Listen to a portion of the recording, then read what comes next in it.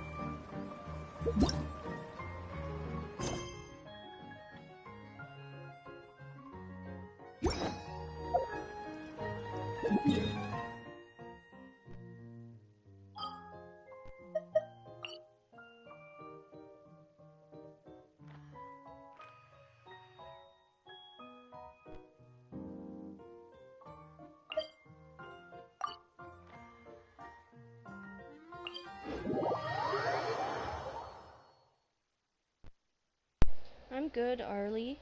Thanks for asking.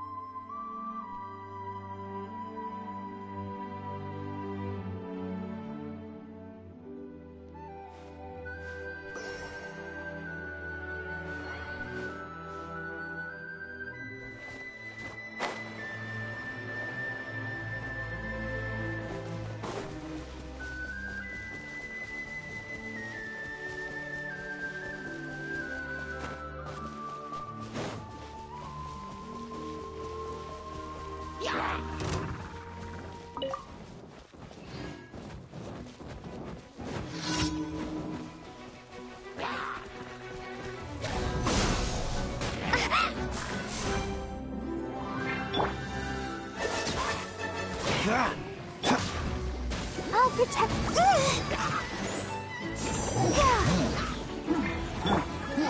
Everybody stand back!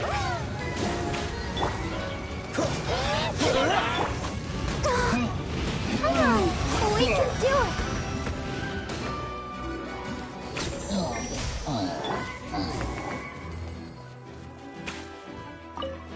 Scatter!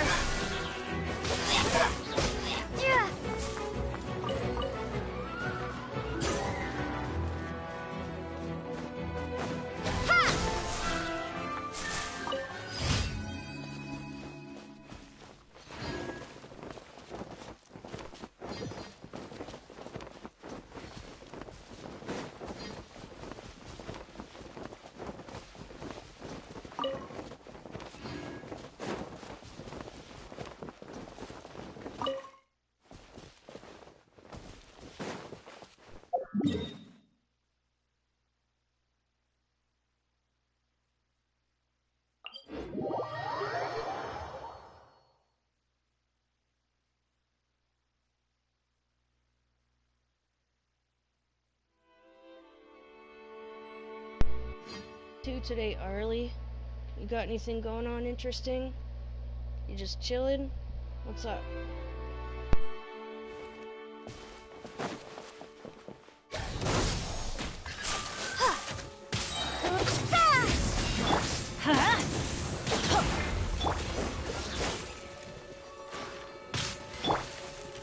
Let's light it up! Don't push your luck.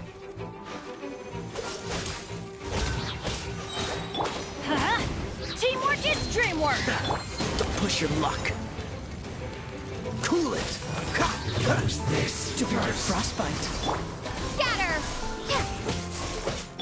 Let's dance.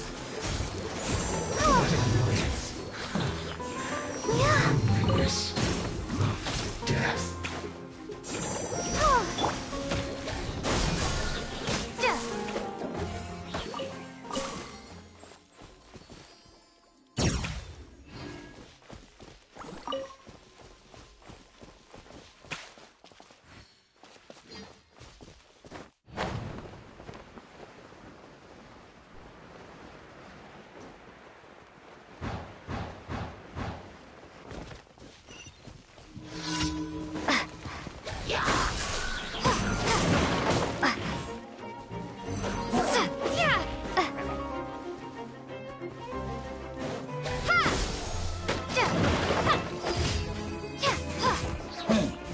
Let's light it up! Freeze. Let the show begin. Scatter!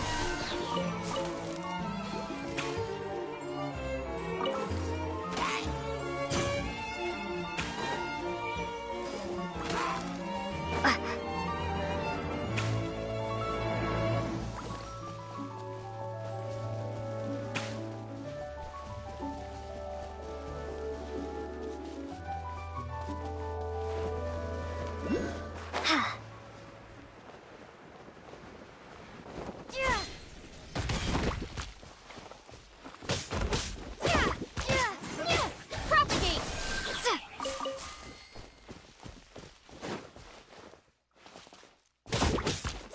Spring forth!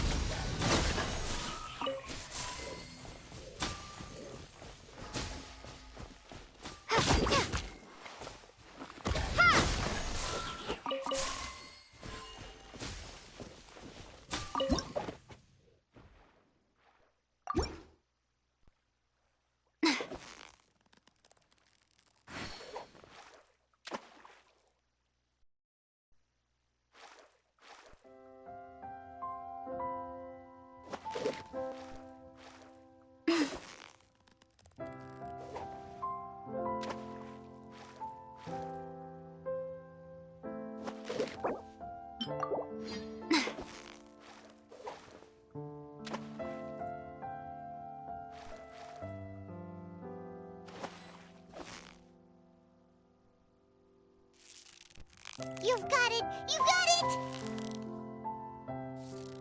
What is it? What is it? Is it another Paimon?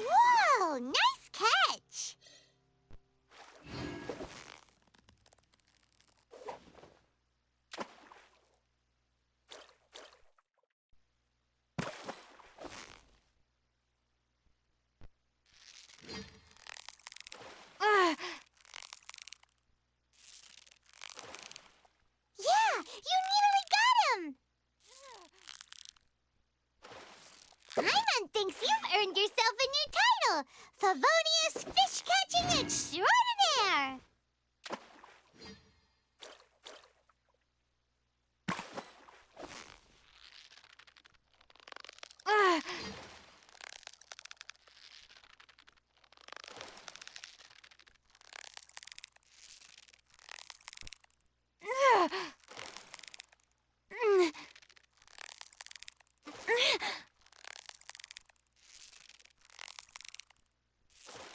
So close, so close. Stay cool.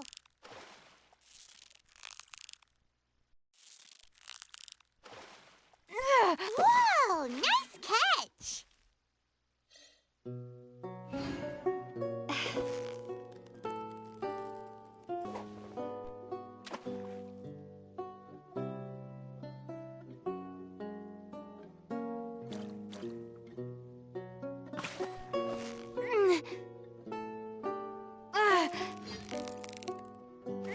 You've got it! You got it! Wow, Paimon's stomach is rumbling already!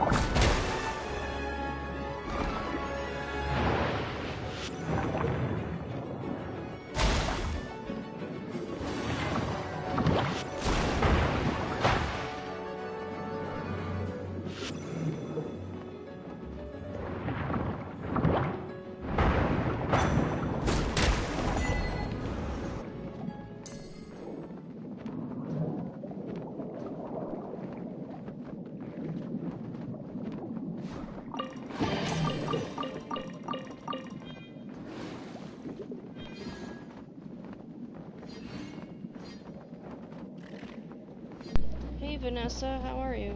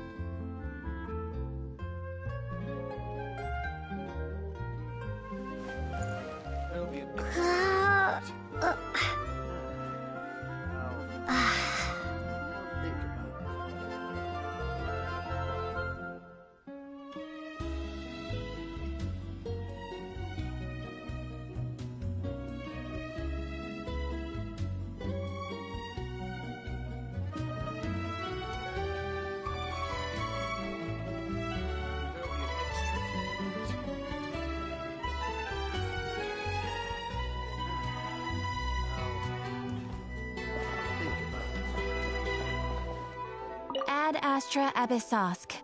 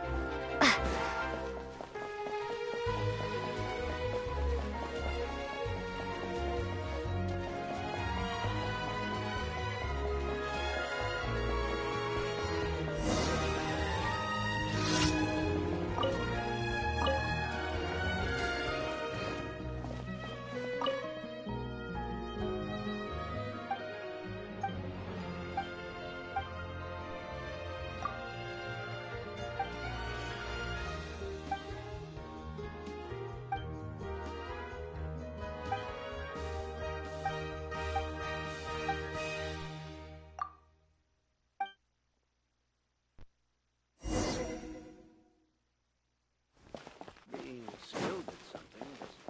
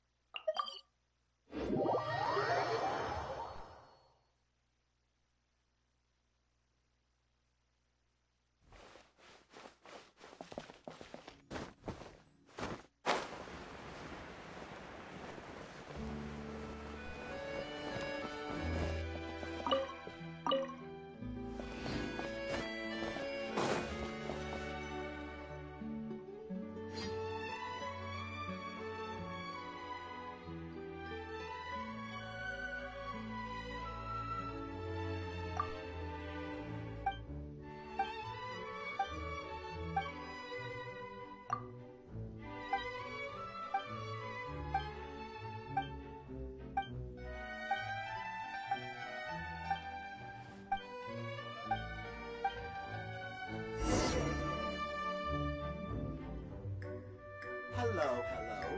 A good newspaper should be a lighthouse of truth.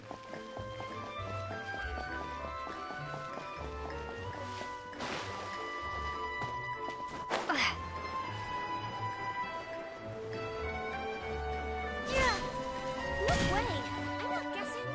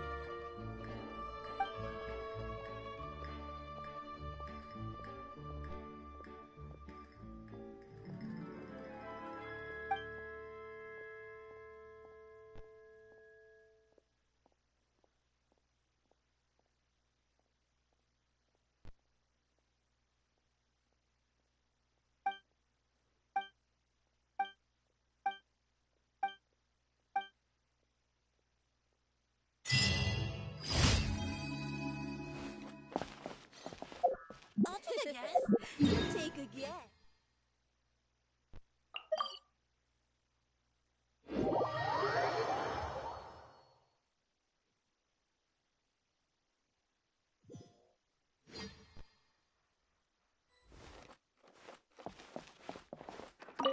Ad Astra Abyssosk.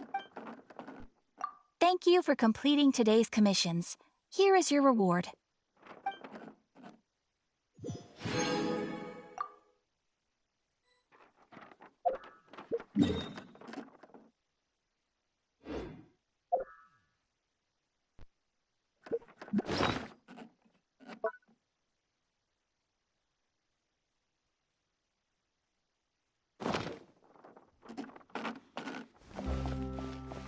There'll be an extra fee for that. Exactly. But none of them believed me.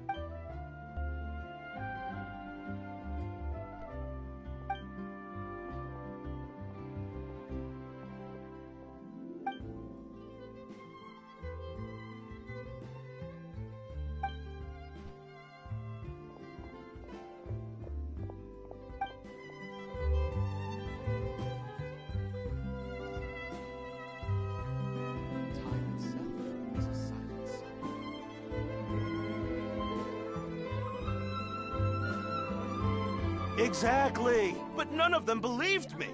Uh-huh, yep, you're right.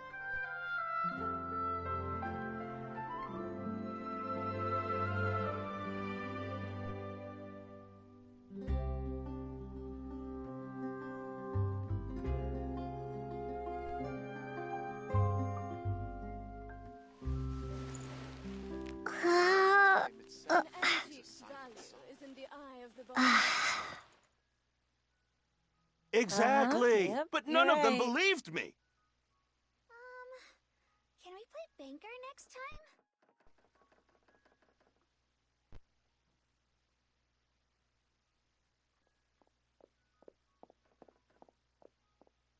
Time itself is a silent song.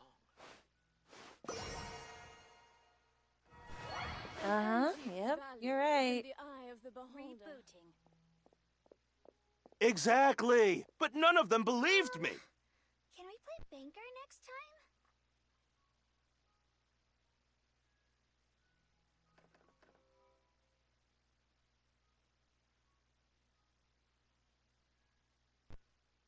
Time itself is a silent An song. antique's value is in the eye of the beholder. Uh-huh, yep, you're right.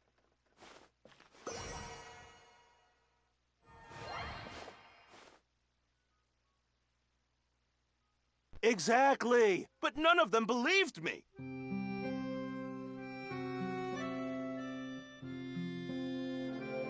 Time itself is a silent song. Uh-huh, yep, you're right.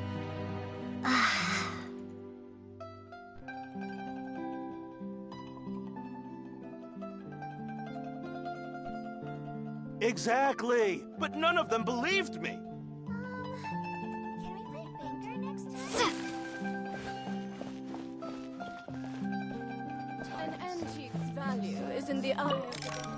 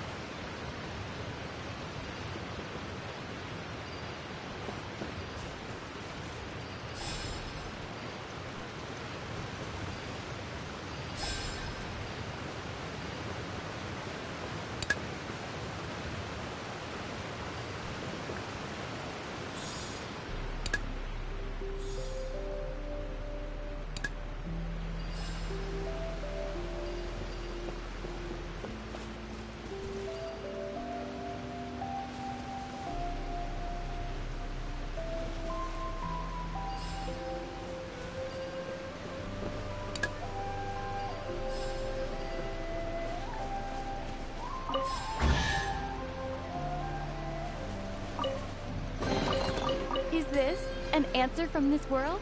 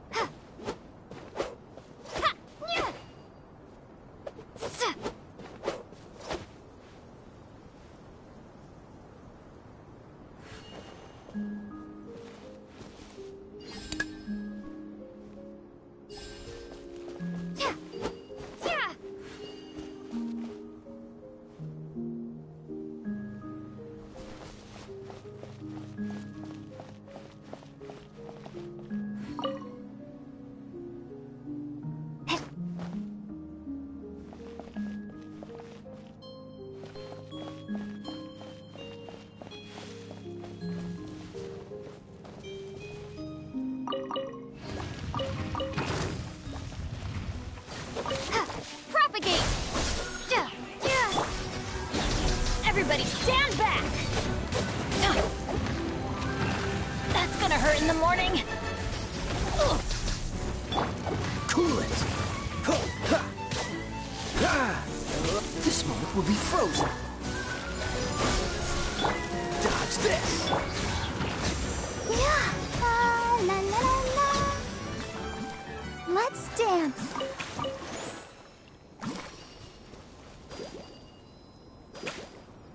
Yeah.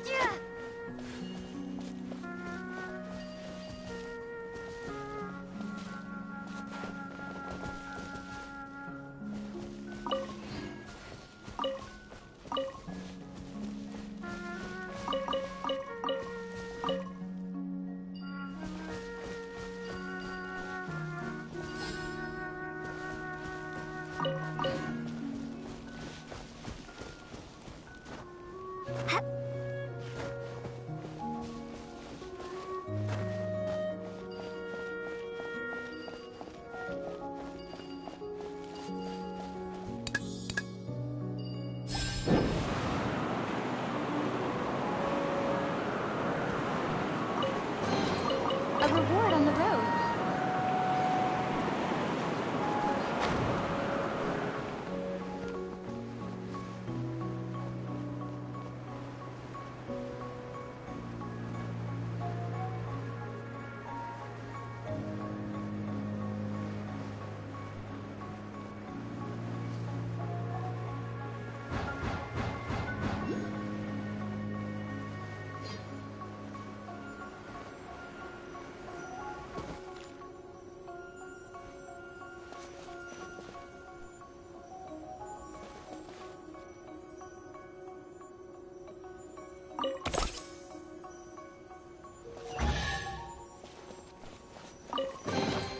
A reward on the road.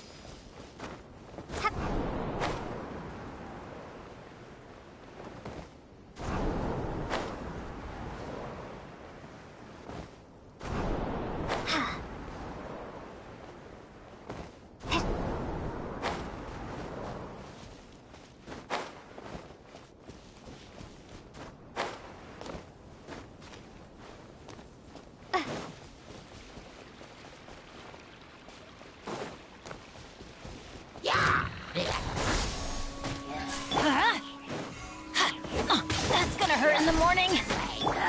I'll protect us.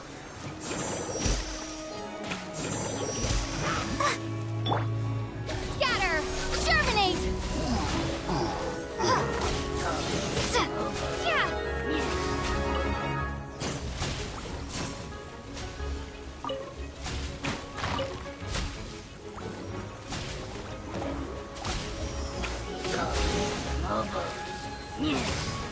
Propagate!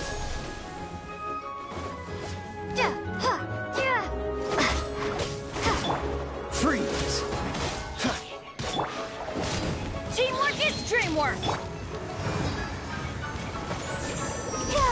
Cool it! Scatter!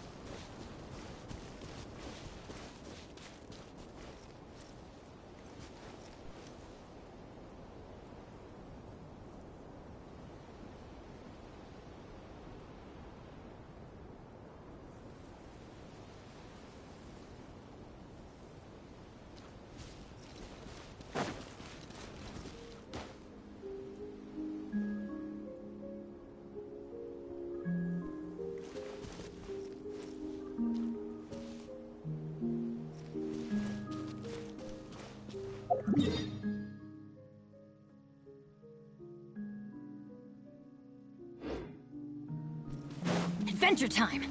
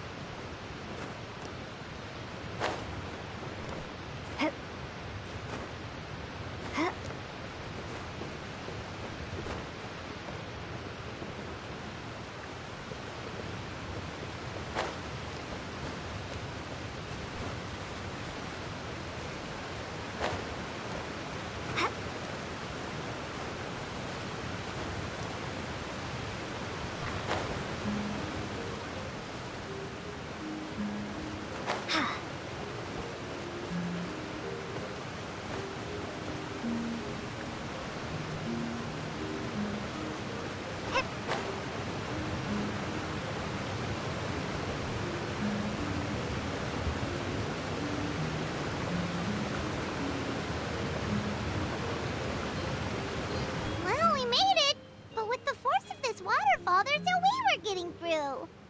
Quick, take out the dragon scale. Wait, but... No.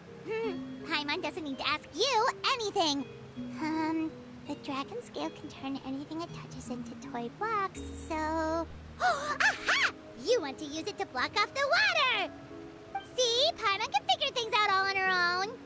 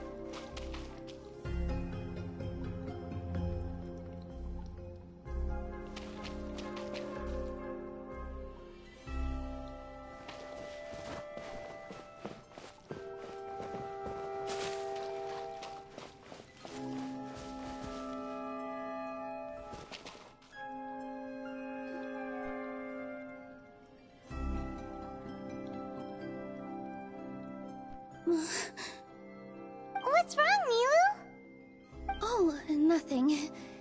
It's just... I sensed a very powerful magical signature just now. Huh. Guess this is the dragon's lair after all. Huh? When did you put your hat on? Well, we're getting ready to fight, aren't we? I feel more comfortable in my regular outfit. Hat Guy also put away that sword around his waist. Should have never had to use this thing to begin with. Do you need to do anything to prepare, Traveler? Paimon's getting kind of nervous seeing everyone else serious like this.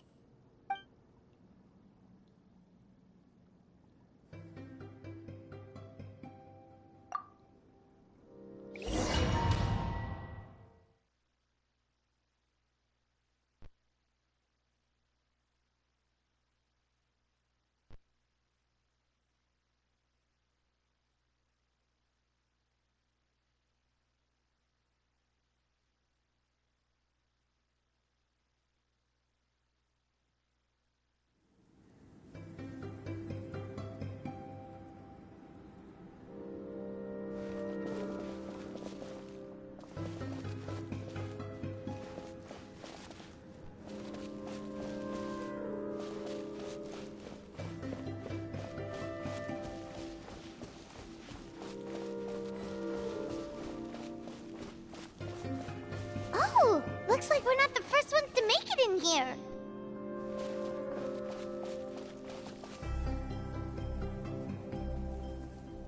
Wait, hold on! Let's fight the dragon together! They're already gone! Let's try to catch up!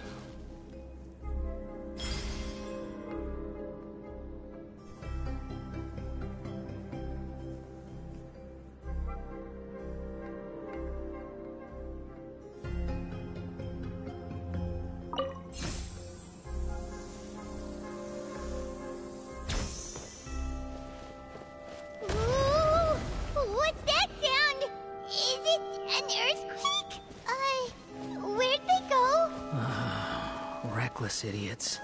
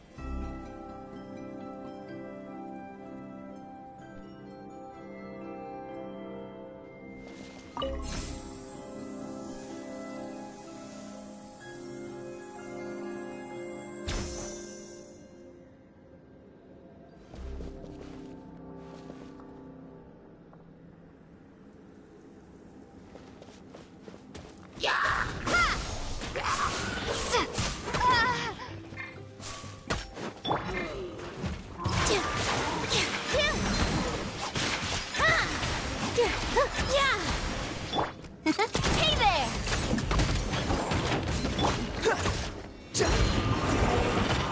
How amusing. Propagate! Spring forth! Positions!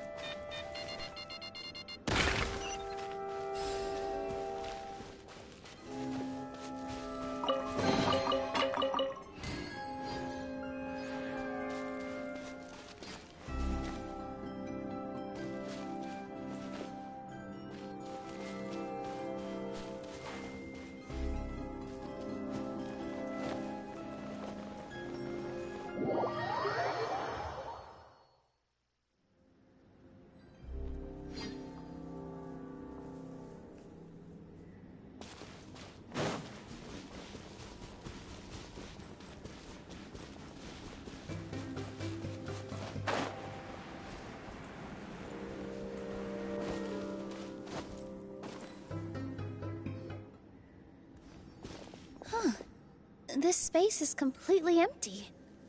My mom bets this is where the dragon sleeps. Watch out in front! It's coming!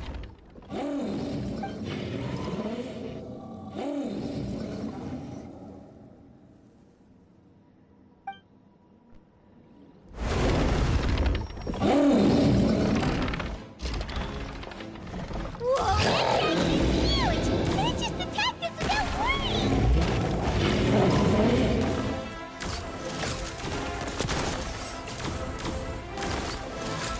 Coming at ya!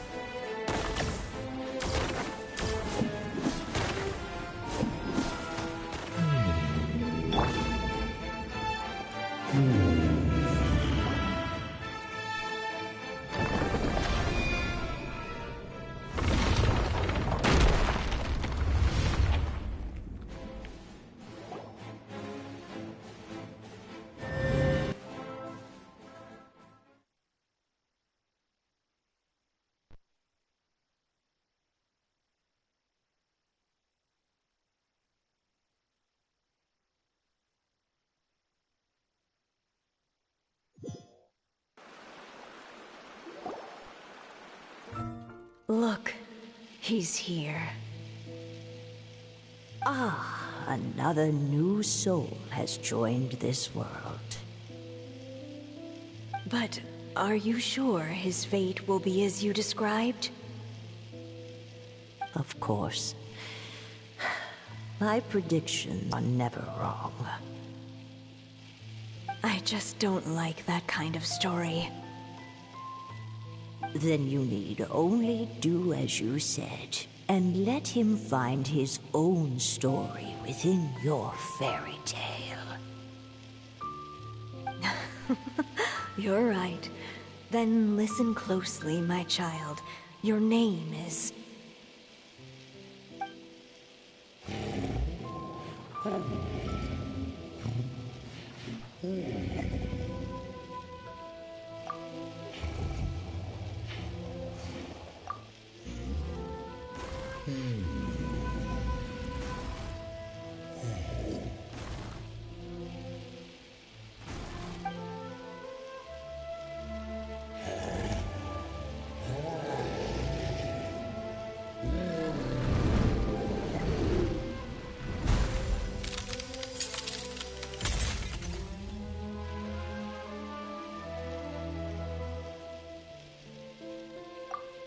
It's the dragon! The dragon that destroyed the titanium mines!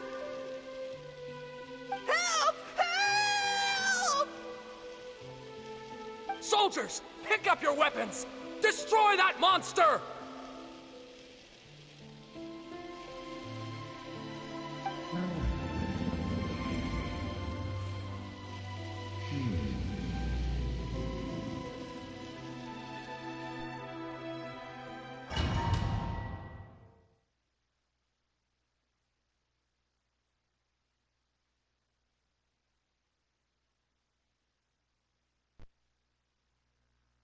Aw, this poor dragon is just misunderstood.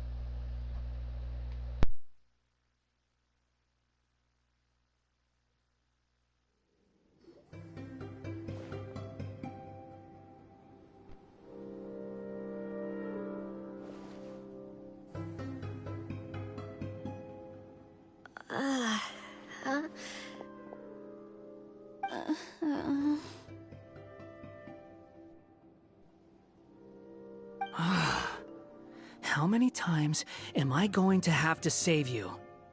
Thank you, Hat Guy. Paimon still feels dizzy. Hey, did any of you also see something strange?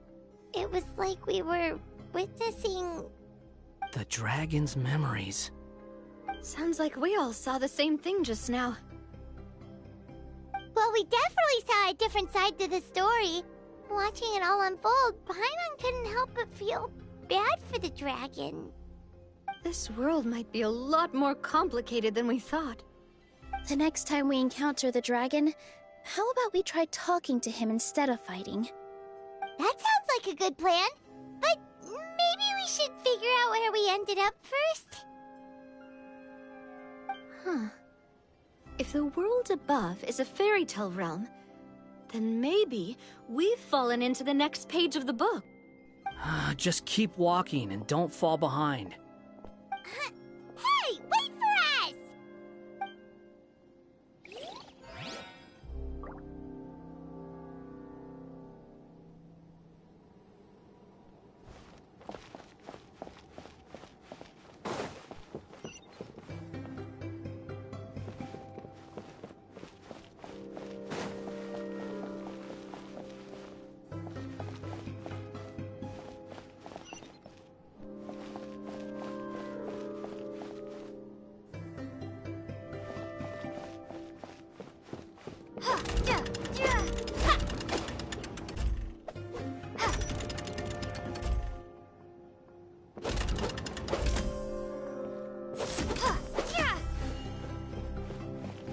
Wow, this place looks a lot different from the dragon lair.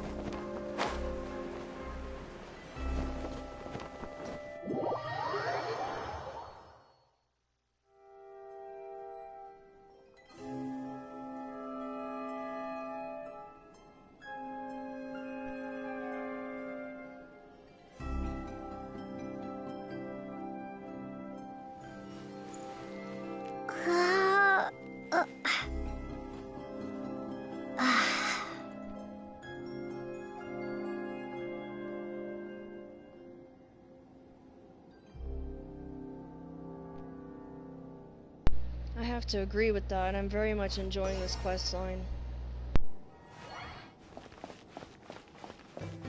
I love all the like little mini games that put a lot of thought into it, you can tell.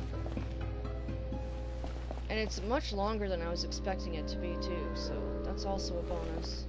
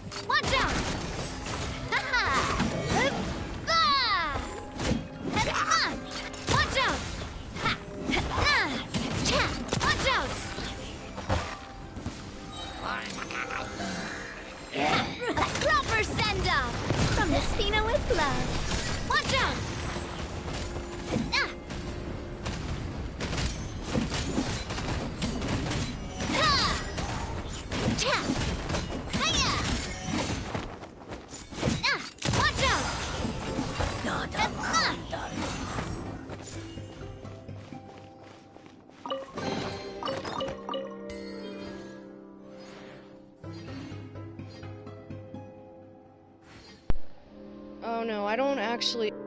Yeah, it's just a trial.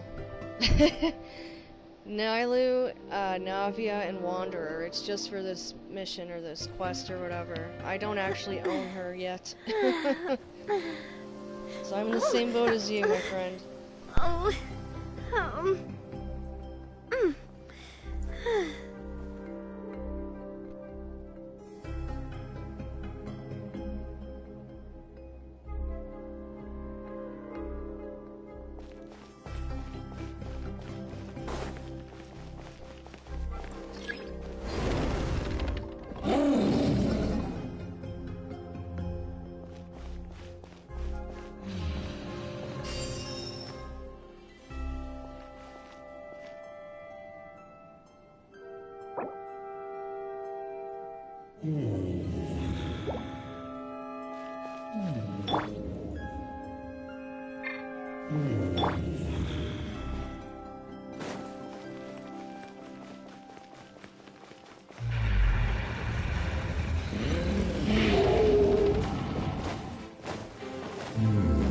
He seems angry.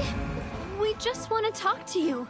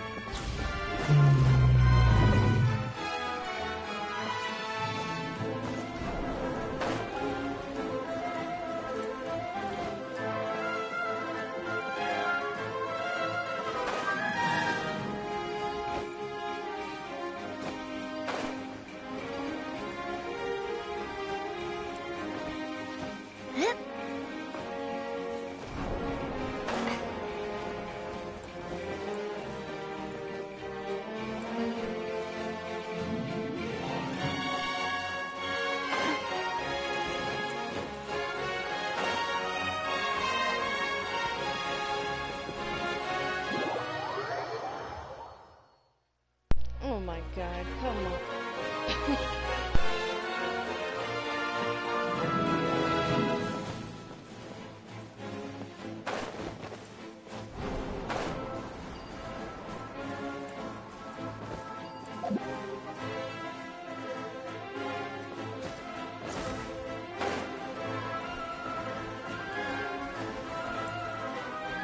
Oh, I wasn't expecting that.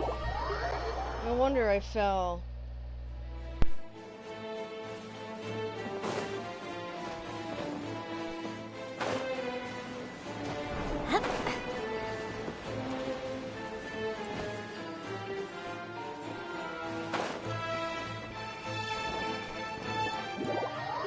Oh hell, come on. Oh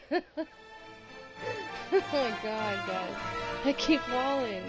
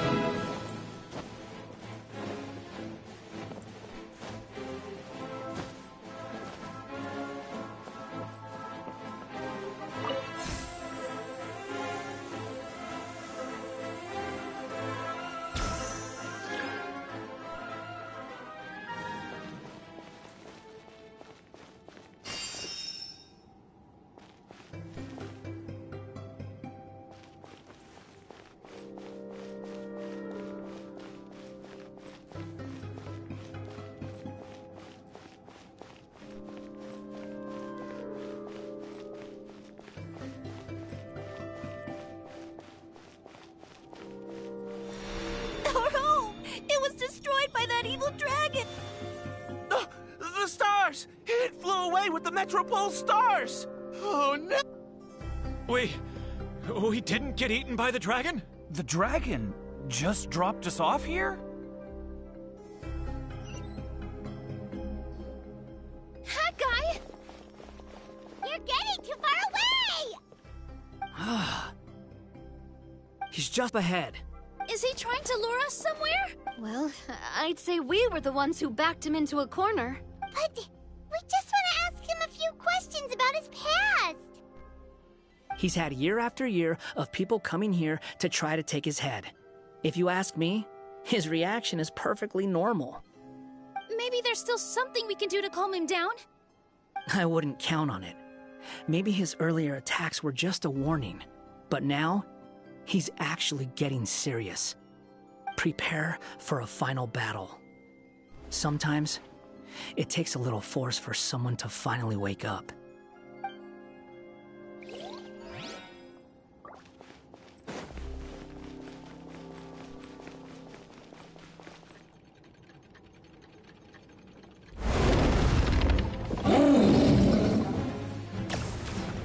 They're about to get fried. Oh, never mind, they're cowards, they ran off.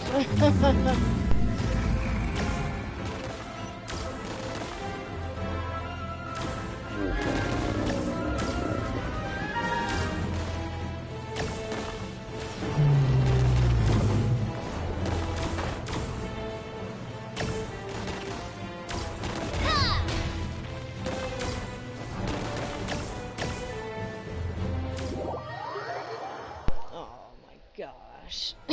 I'm having falling today.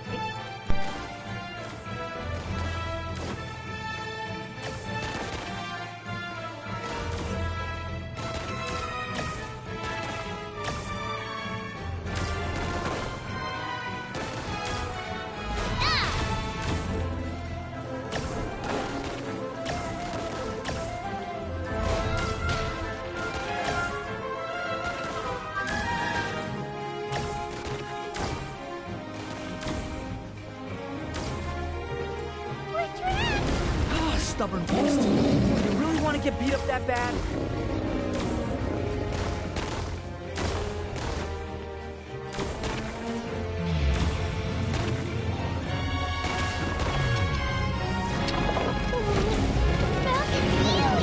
Are we really gonna have to throw a bomb in its mouth?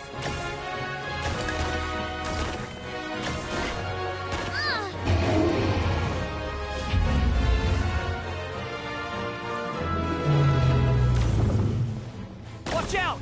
If you fall, you're on your own this time.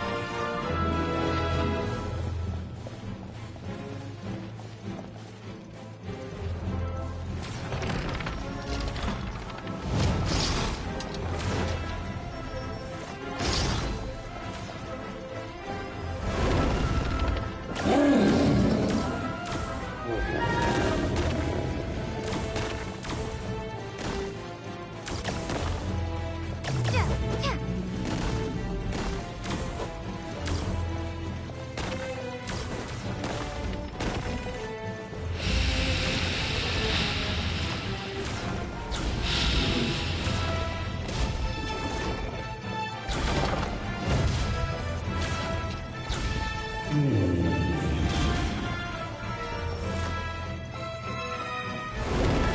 did those two come from? It's getting serious. Don't get hit!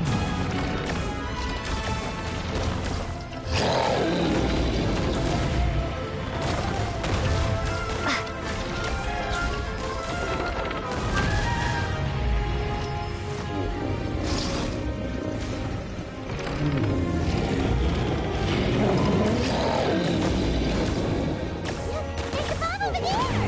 Just like before, throw the bomb right into its mouth!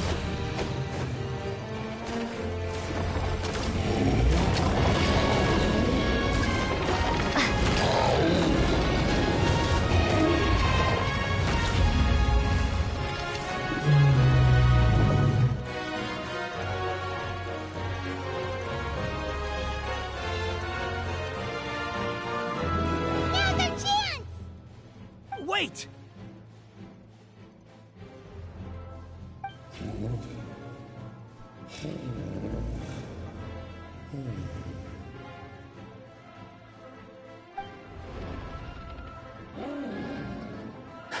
Huh?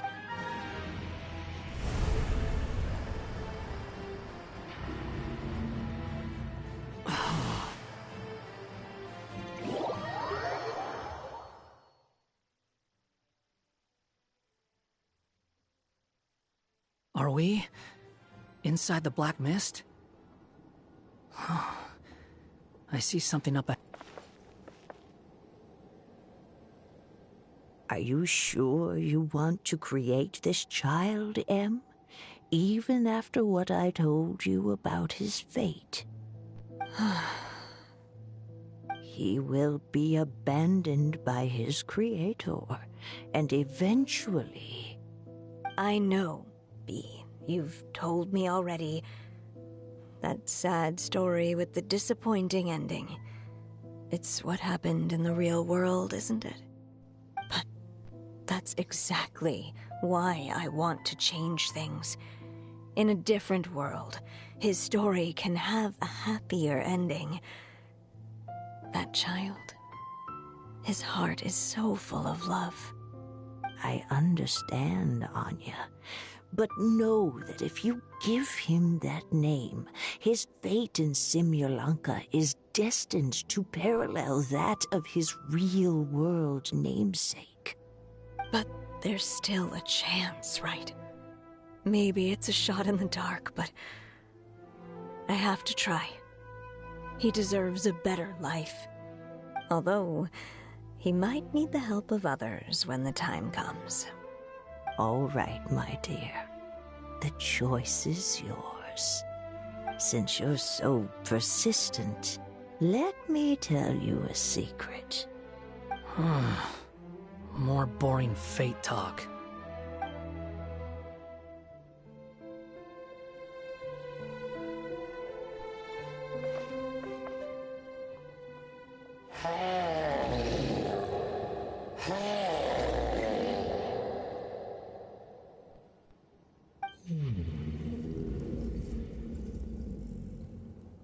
Aw, he just wants his mama. Poor dragon. I'm sorry, my child. Unlike my friends, I don't have a long time to live. All said and done, the story of my life will be shorter than the fairy tales in this book. So I will have to leave your side, I'm afraid. It's okay. It's okay. Once I'm gone, I will become a star in Simulanka and watch over you from above. If you ever feel lonely, just look up towards the sky. That's why he stole the stars. Makes sense now. Go forth and witness this world, my child. Make sure to be nice to everyone. You'll meet good friends one day. I'm sure of it. That is my wish for your future. As for this world, I leave it to you. So in the end, you were betrayed too.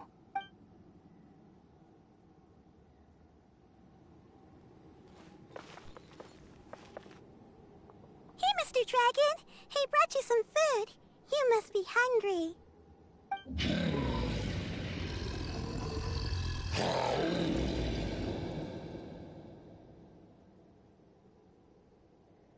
Shh! Quiet!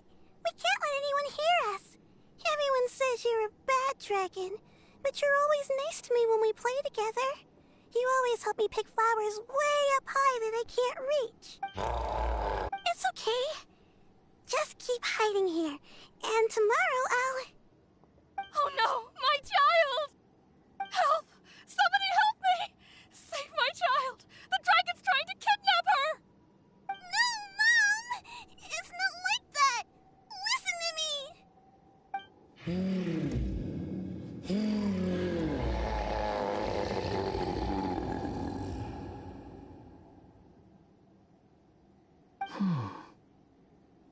So you're hated by people too.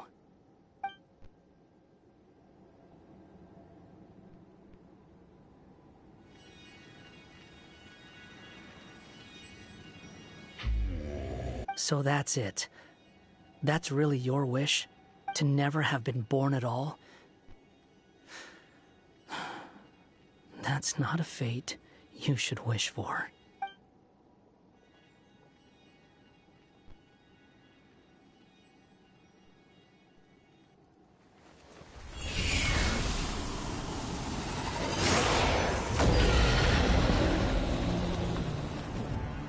Nobody can define who you are, or deny the true feelings of your heart. Now remember your name. Durin.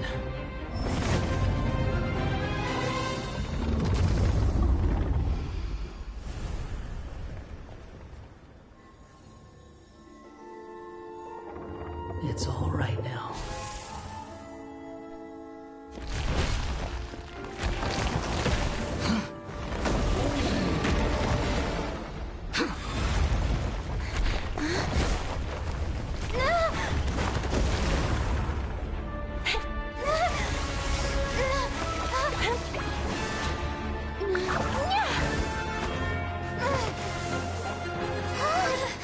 Watch out!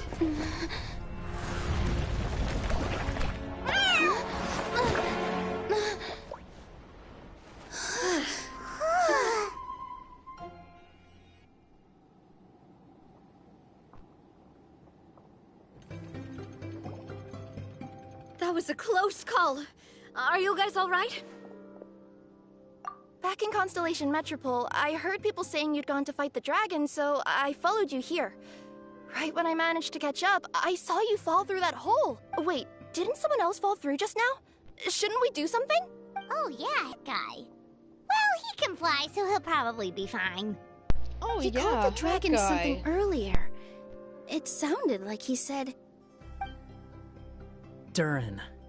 That's his name. Hey, Oh, Cat, hi, what's up? You're okay. Wait, what about the dragon... Durin? He's fine. Durin. Oh, wait, that's the name of the dragon from Dragonspine, right?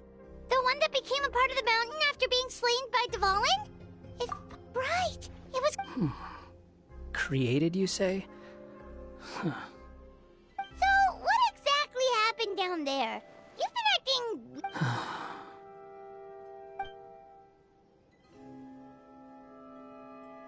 So that's the truth about Simulanka's evil dragon.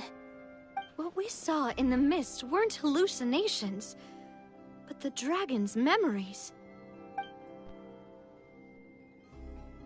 Huh. I thought it was strange. The people around the Broken Sea are clearly stranded, but I never heard any stories about the dragon attacking the village. The people we met along the way are probably workers from the Toitania mines, or guards who came here to claim the dragon's head. Durin probably allowed them to live here because there was nowhere else for them to go. When I first came to this world, a voice spoke to me and said, "You are the hero of this world. Now go forth and save the dragon." Who is the person behind this voice anyway? And why did the— Come with me. The answer to all this can be found below.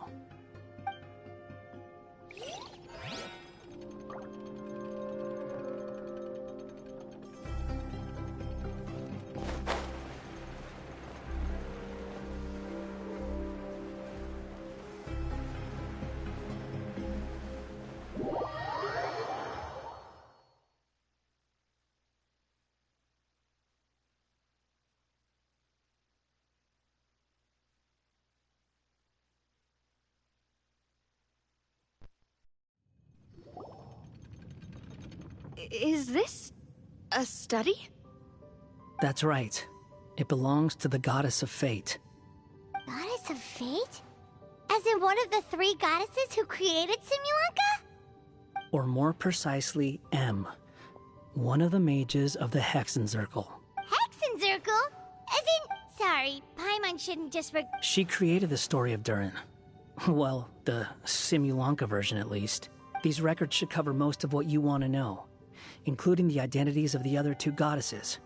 Read them for yourselves.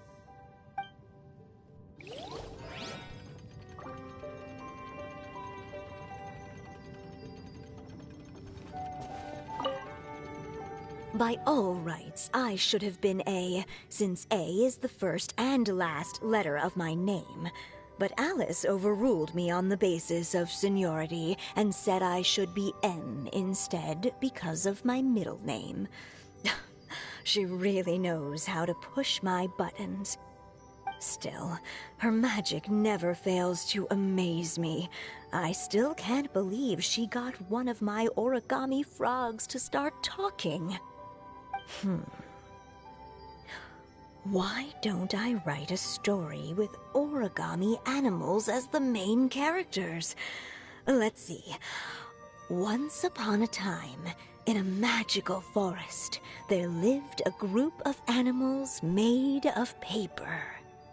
Barbie loves looking into the future, so she used her powers to map out the fates of all living things in Simulanka.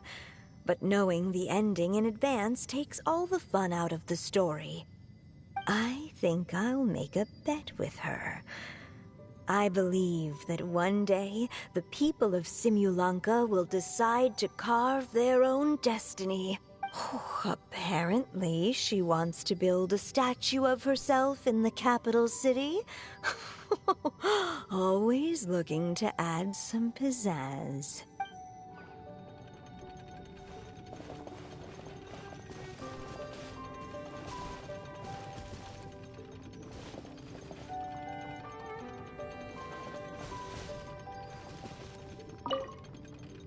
My dear sisters, I fear my pen shall soon run dry.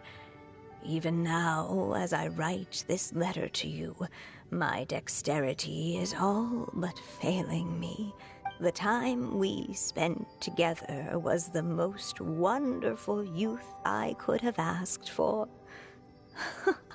I always feel so young when we're together. A says that even after I'm gone, the Goddess of Fate in Simulanka will continue to exist and carry on granting people's wishes. If you ever want to chat, feel free to pay a visit to the goddess statue. Just don't wish for anything weird.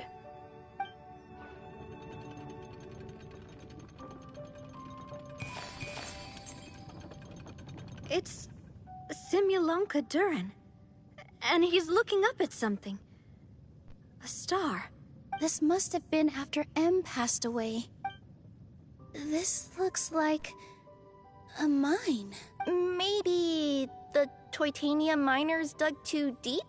So deep that they dug right through to the world on the next page. Yeah. Now that you mention it, This miner's lamp looks really similar to the star on the previous page. The Forest of Blessings. This book has been recording Simulanka's history all along. Look at the size of those footprints. If that's every time he lands, then no wonder people are so terrified of him.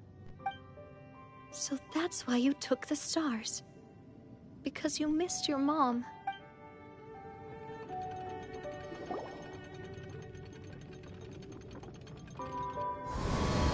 Duh, I already said that like half an hour.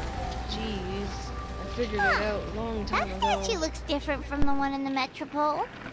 It's a different goddess. This one is the goddess of fate.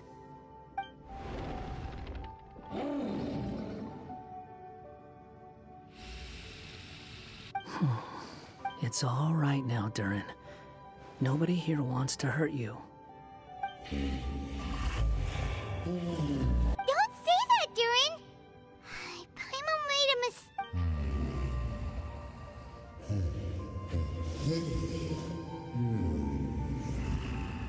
So that's why you made that wish? So stupid. Hey! Anyone with eyes can see that all you want to do is get along with everyone.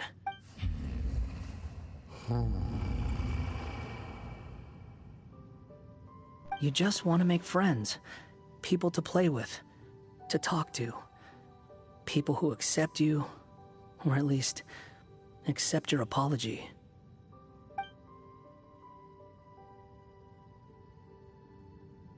Oh, you've never hurt anyone. Heck, the idea never even crossed your mind. Sure, you scared of... Yeah! If you had a heart-to-heart with them, I'm sure they'd come to understand you and see your point of view.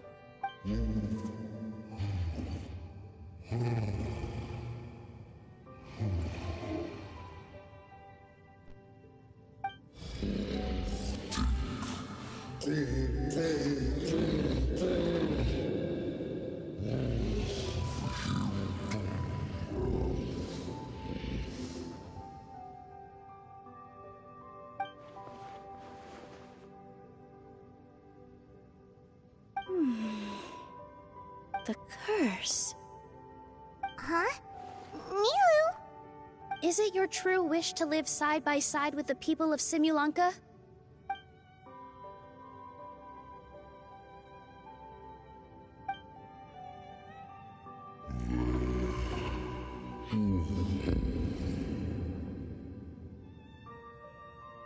Then close your eyes and make a wish to the Goddess of Fate.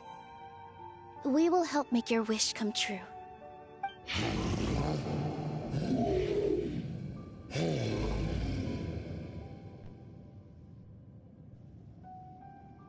Just trust me.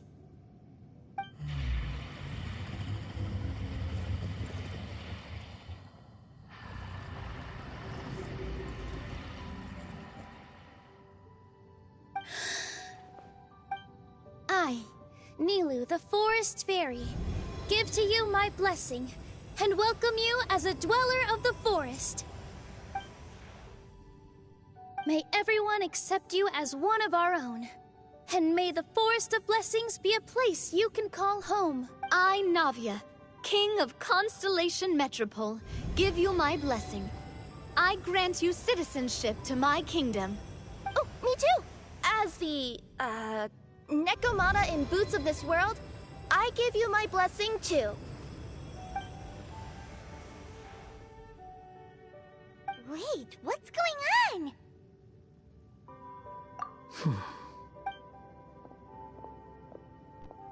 I, the hero of this world, give you my blessing. I recognize you as a resident of Simulanka. May you find acceptance in this world. Also, speaking as someone who'd like to be your friend, I wish you all the best for the future.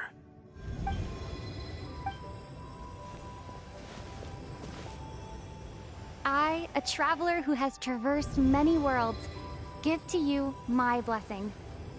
May you find friendship and goodwill no matter where you go.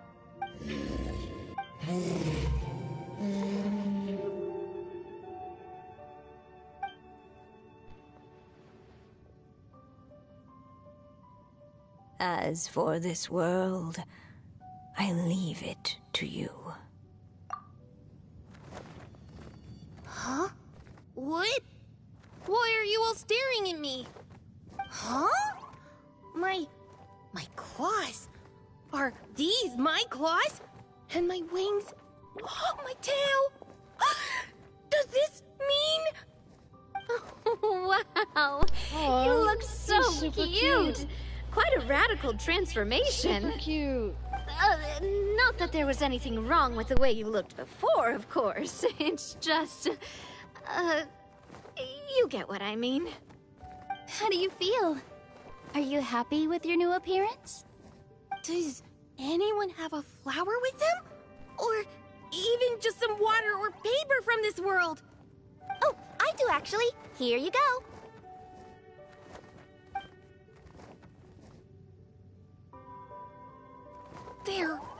They're not changing. I can touch things without changing them. Hey, that's great! One more flying friend for Paimon! Now the residents of Simulanka won't be scared of you anymore. But what about all the things that I did before? That's simple. Just go out there and atone. You could fill in the footprints you left on the ground, or help the people around the broken sea get home. Okay. And you'll come along and help me, right, Hat Guy? Huh? Why would I do that? Because you said you wanted to be my friend. You little... Gah. Well, maybe I spoke too soon. Huh? But I thought...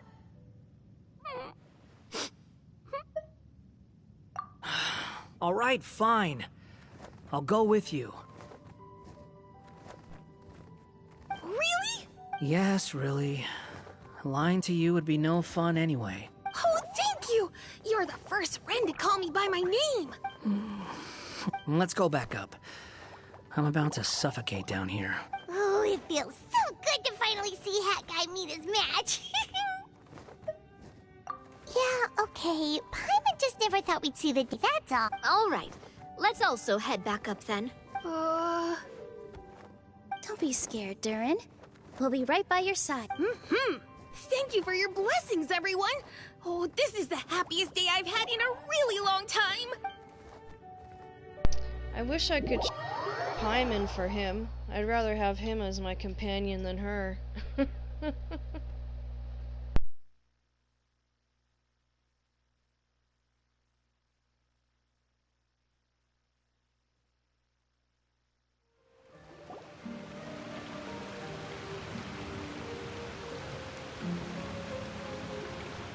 Ta-da! Surprise, everyone! Ah! A talking street lamp! Street lamp? Oh my! You mean you still don't remember me after all the times we've spoken? I know that voice! It's Mom's friend! Hello there, traveler and friends. And Durin, it's good to see you. You've changed quite a lot. In fact, you look so different that perhaps I should call you Mini Durin. Mini Durin, huh?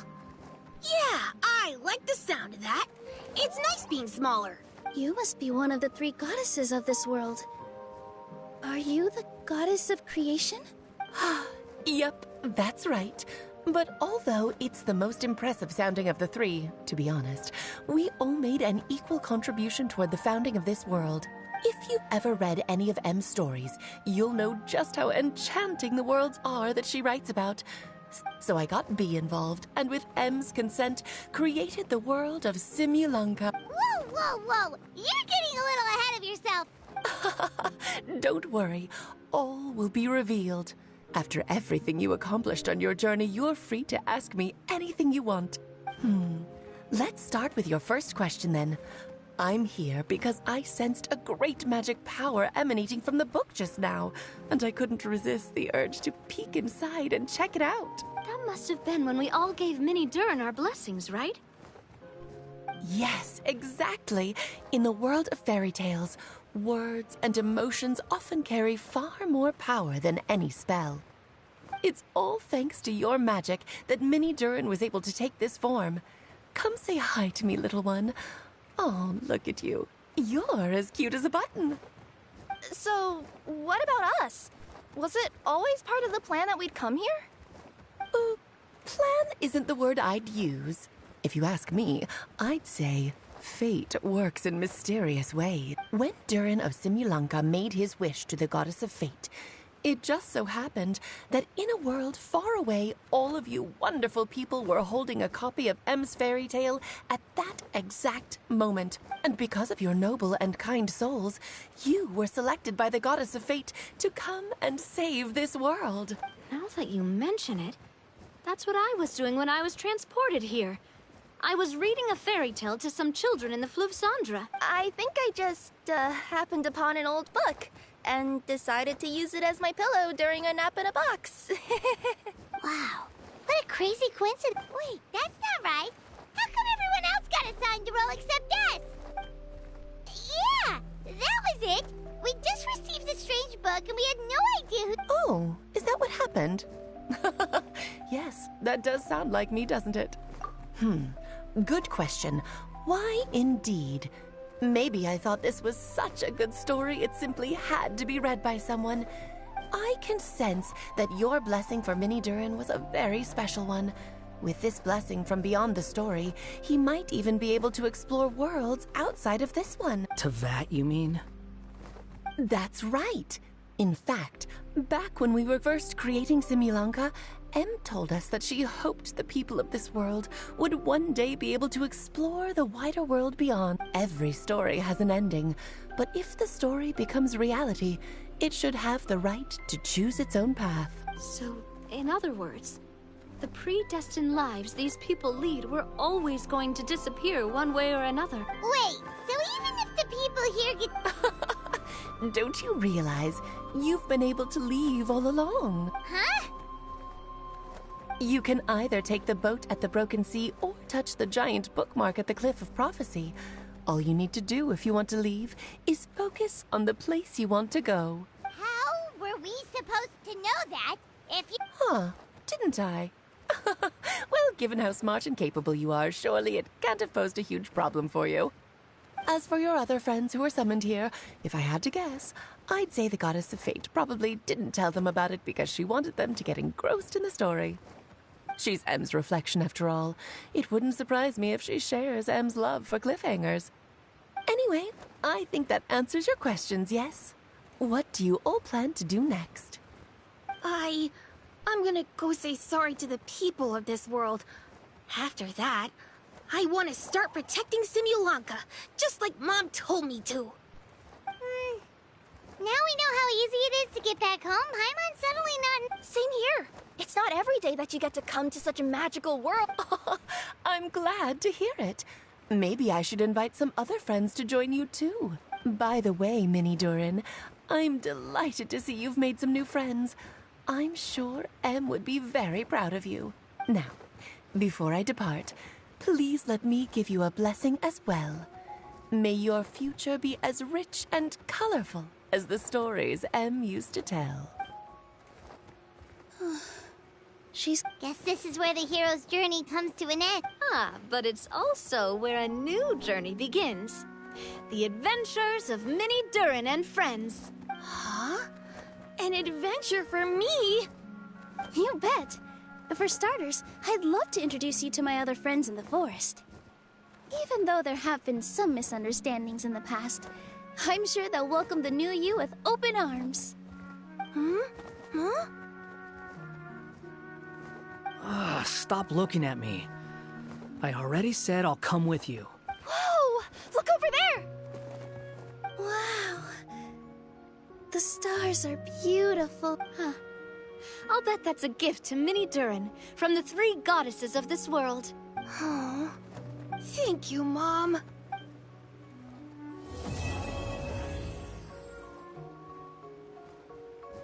Oh boy, finally that's over. Oh my gosh. They kind of dragged that out, eh?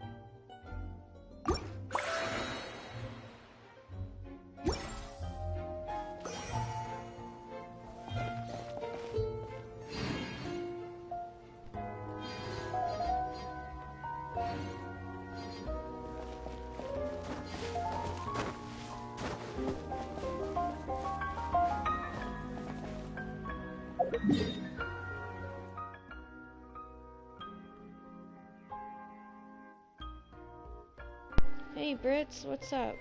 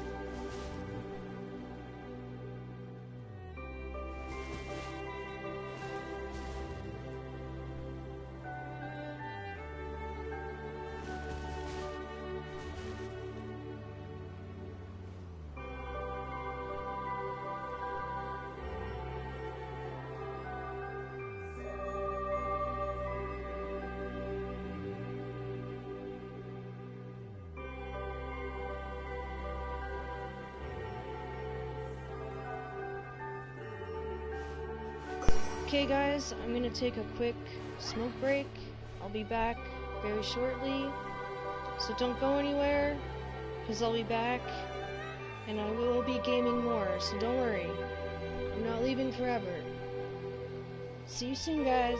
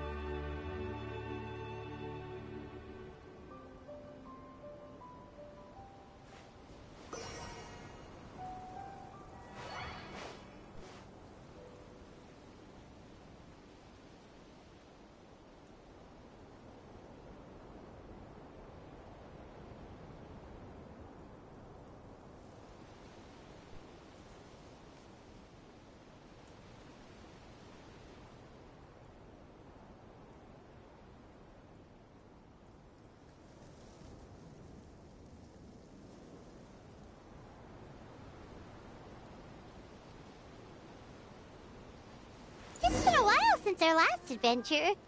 Oh, Paimon wonders how Minnie Durin is getting along in Simulanka. Let's go to the Forest of Blessings and take a look.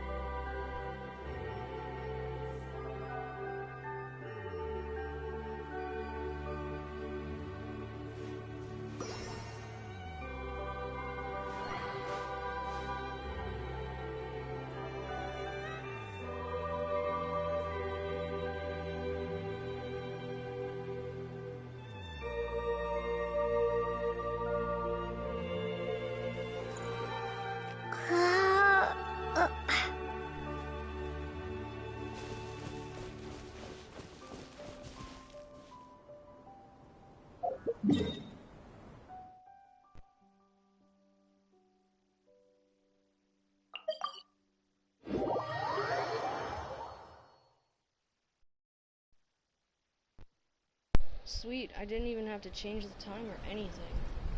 Came back and it was all ready.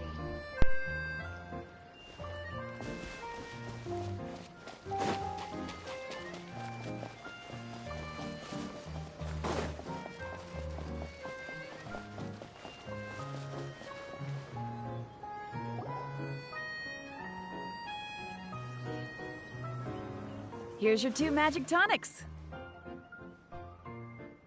Why, thank you, young lady. And might I add that you're looking quite lovely today. Jean, come on, take a seat and let's have a drink. I ordered one for you as well. But is this really appropriate? I mean... Still worried about Klee? Relax. Albedo's with her. She'll be fine. Kaya and Master Jean! What are you two doing here? Oh, look who it is. The Traveler and Paimon. You must be the pleasant surprise that Miss Alice told us about. Greetings to you both. This is one place I didn't expect to run into you two. The locals here have been talking non-stop about some brave heroes who saved the world. Let me guess. You two have been up to your old tricks. Well, not just us. We only played a small part. You could say we were 2 members of the Heroes Adventure Team. Still sounds mighty impressive to me. As ever, our honorary knight is making us proud wherever they roam.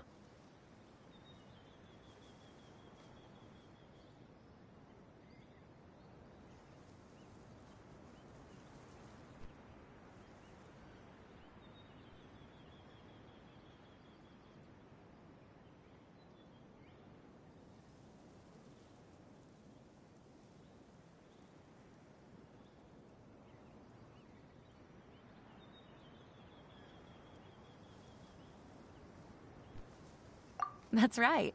We received a letter of invitation from Miss Alice, proposing that we take Clee for a vacation in Fairyland when work dies down. I wasn't sure what she meant by Fairyland at first, but if my eyes are not deceiving me, she was being quite literal. Clee ran off excitedly as soon as we arrived. I'm a little worried about her, but Albedo insisted he would look after her while we do our own thing. We could hardly say no to such a considerate offer. So I took it upon myself to bring Jean to the nearest tavern we could find. Any excuse for a drink, huh? Well, we are on vacation. It's only fair that we get to indulge ourselves a little. You're right. I should make an effort to relax and unwind. It's what Miss Alice would want, after all. Oh, wait, Kaya? What exactly did you order from the bar? The house special, of course. Best way to get a taste of the local culture.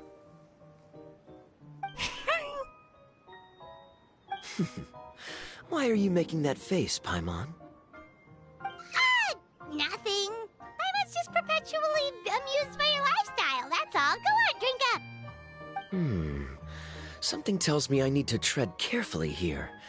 Let's see, it's got a lovely color, but how to taste?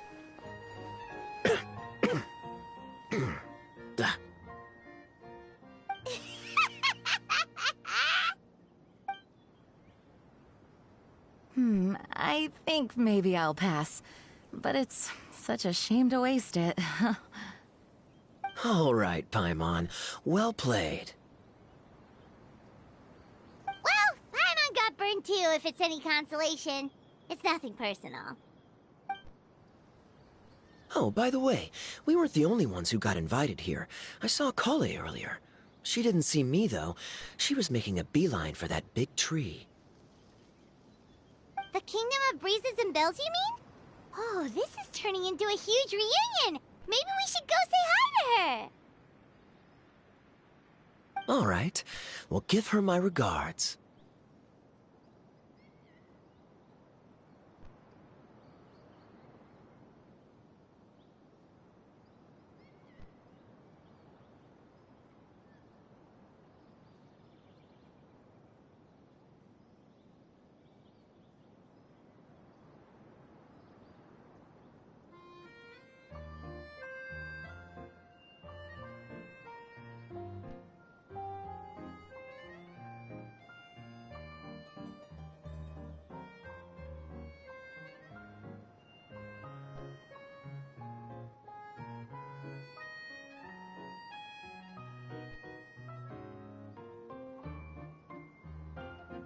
Thank you. Enjoy your time here, too.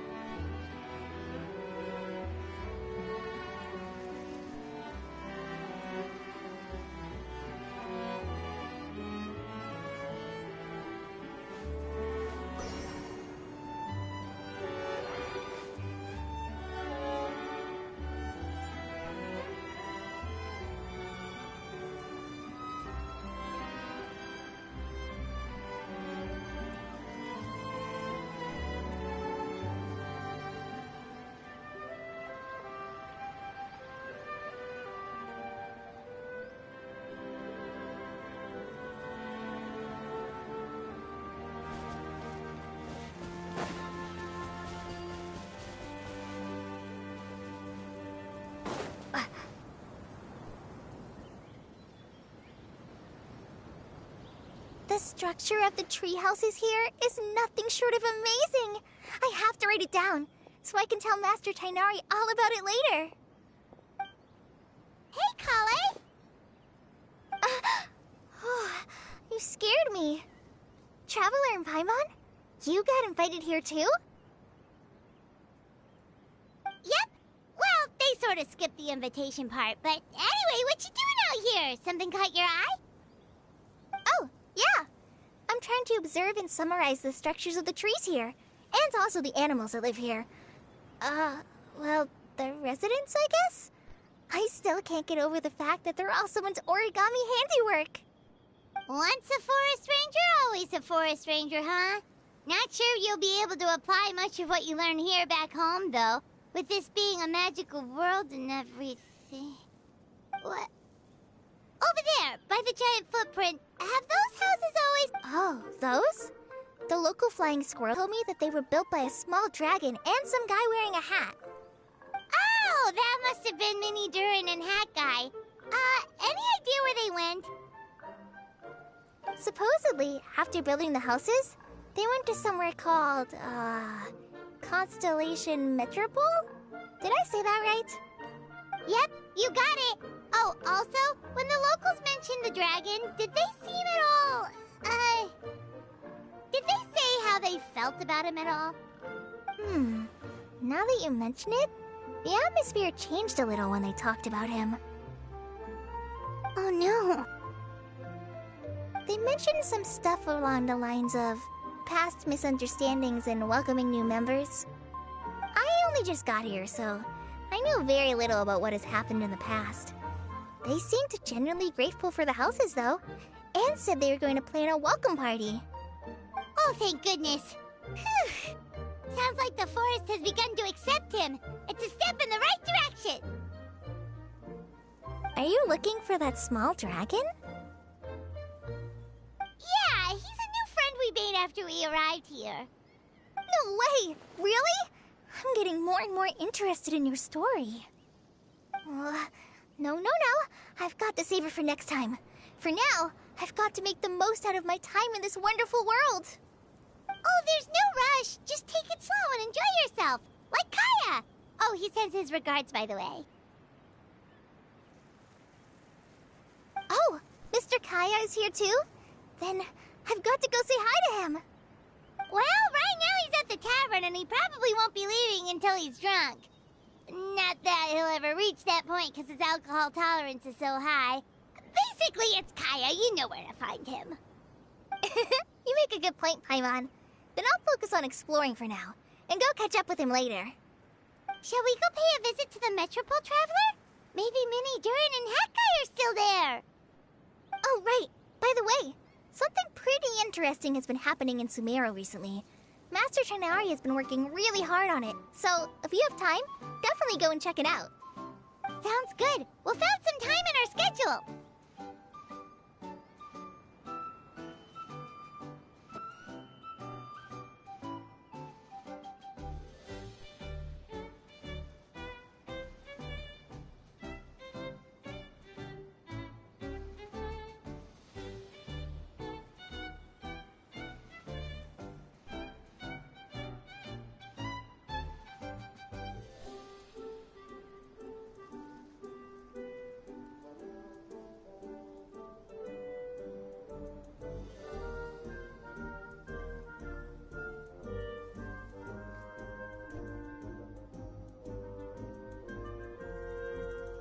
Of course. See you later.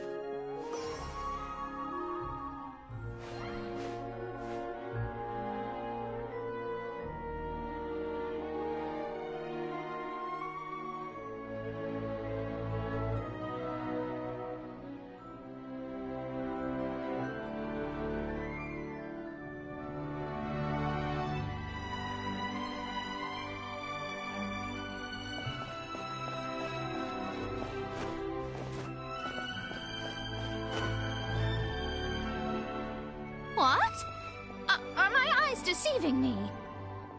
There is no way. I can't believe it. Hey, Mona! We heard you muttering from a long way away. What's up? Oh, is your scry glass acting up again? Oh, it's you, the saviors of this world. My scry glass is fine, but I'm not sure I can say the same about my eyes. Look! Look at this statue! What? Is it broken or something? Looks fine to Paimon. That's your master, right? AKA the goddess of prophecy? I refuse to believe it. There's no way that old hag looks anything like this.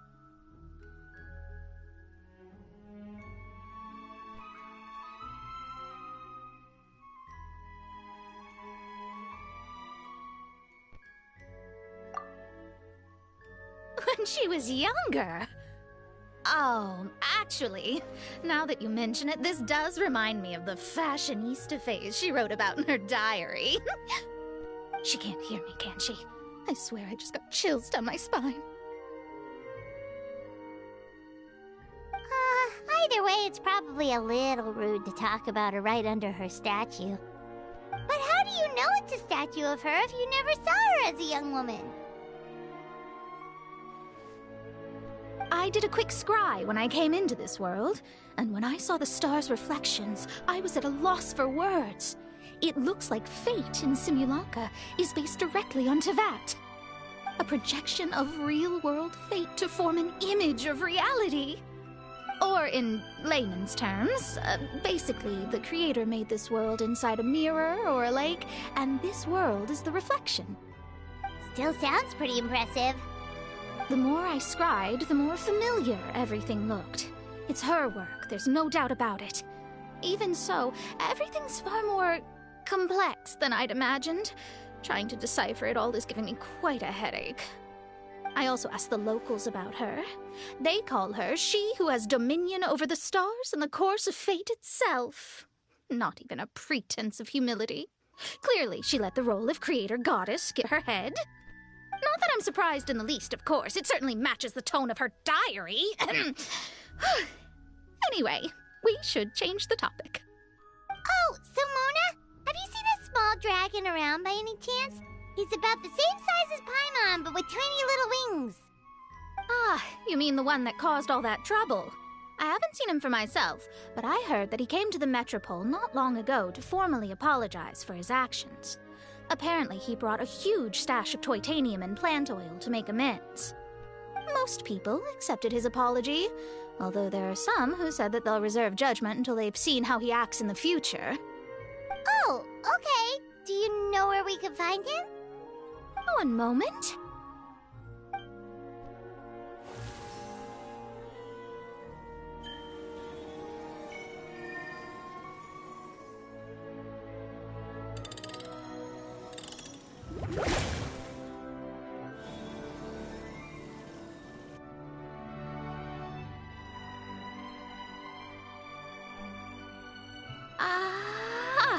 It looks like he's at the Broken Sea.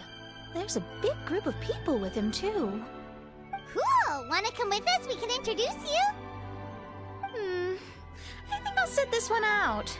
This might be the closest I ever get to meeting the old hag in her youth, so I think I'll spend some time seeing what else I can glean from her grand design. You guys have fun.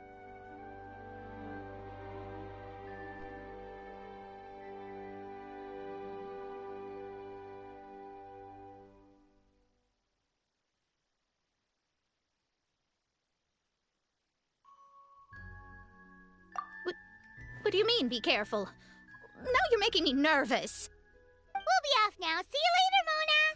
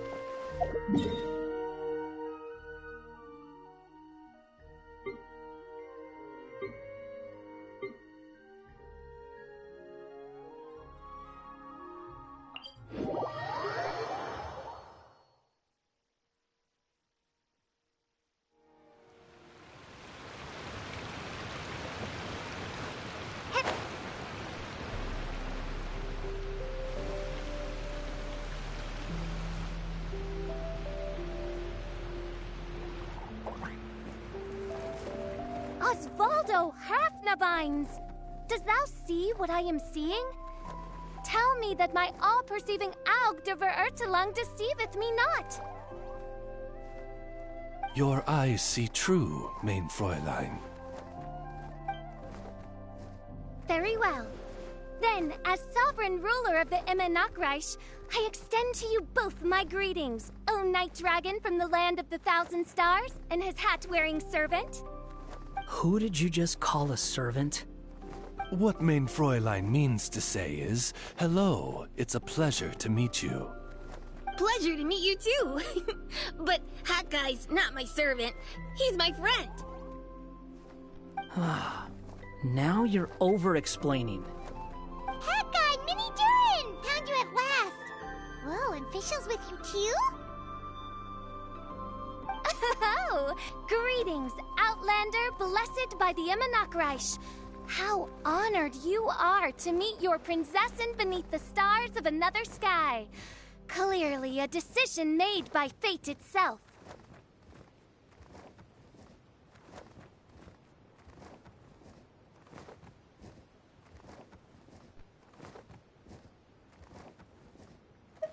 Miss Honorary Knight, Paimon!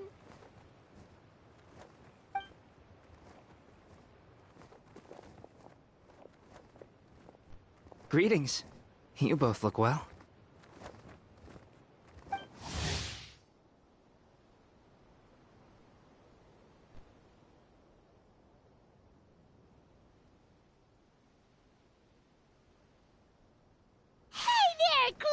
Have you been having fun here? Yup, loads and loads of fun. There are so many cute animals and a magic train that was really long and a huge, huge castle and a king lives there and everything. I've been taking Klee to see all the sights. It's been a very enriching experience. Alice's magic is truly outstanding. Yeah, Mom's amazing. Klee wants to build a great big house now, too. So, your mom and my mom were friends? Mm-hmm. Our moms were friends, which makes you my big brother. My mom used to read your mom's stories to me all the time. They were great. Big brother?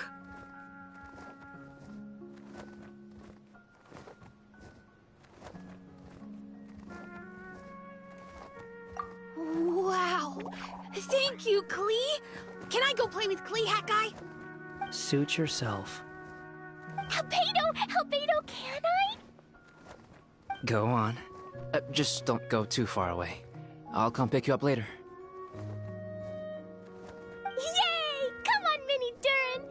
Do you want to come play with us too, Fischl? Your prinzessin accepts your invitation. Rejoice! Though you may be concealed by fog, still you shall have the good fortune to witness the true might of the Aug de Verurtelung. What mein Fräulein means to say is, perhaps we can all play hide-and-seek together. Mein Fräulein is it. Hooray! I love hide-and-seek! Oh, me too!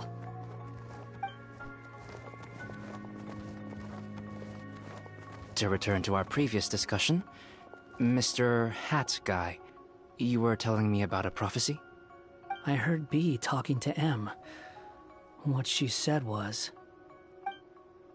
Since you're so persistent, let me tell you a secret.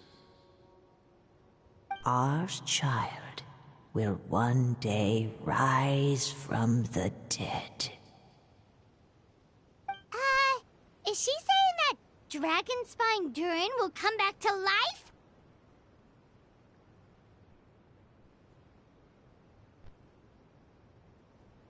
I only heard it in a memory, so don't hold me to it.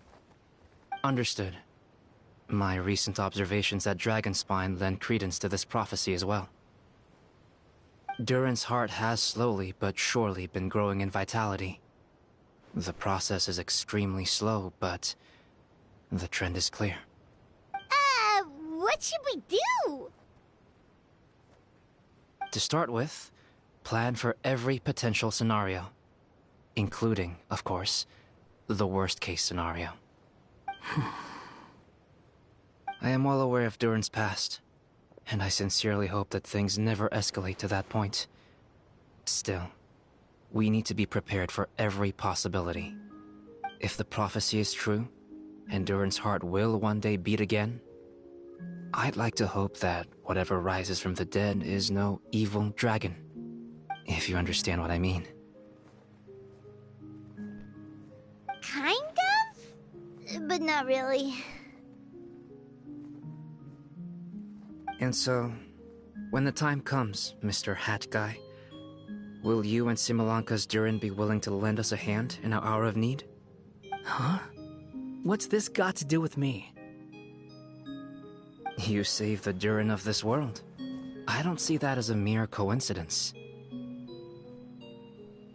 If there is any meaning to be read into the actions of the three goddesses, beyond fairy tale whimsy alone, I can only boldly speculate that the fate of this reflected world may have a reciprocal effect upon our own world. If Durin of Dragonspine will soon come back to life, we will need many Durin's help, as well as yours, given that your fates are now intertwined. Well, that's a nuisance. To be sure, it certainly won't be easy. Albedo! There's a flying paper ship over there! Can we go see it together, please? Sure. 2 seconds, I'll be right with you. Please give my suggestion some thought, Mr. Hat Guy.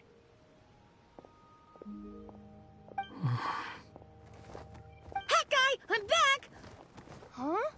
What were you guys talking about? Nothing. Huh. Okay then. Let's go join the others. Everyone's going to check out the new origami ship. All right. I'll be right there.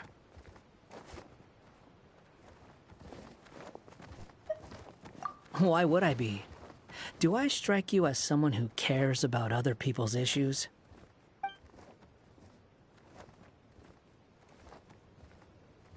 Quit trying to guess what I'm thinking. I'm leaving.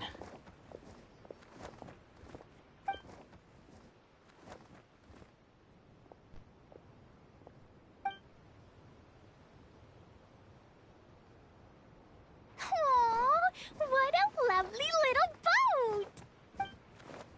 The forest fairy helped us make it. Paimon just realized there's a lot fewer people around the Broken Sea now. Guess most of them have made their way back to the Metropole. Does this boat have a name? I can't see one anywhere. Huh? A name? Every boat has a name. At least, all the ones I've seen before. They're usually symbolic names that represent something aspirational.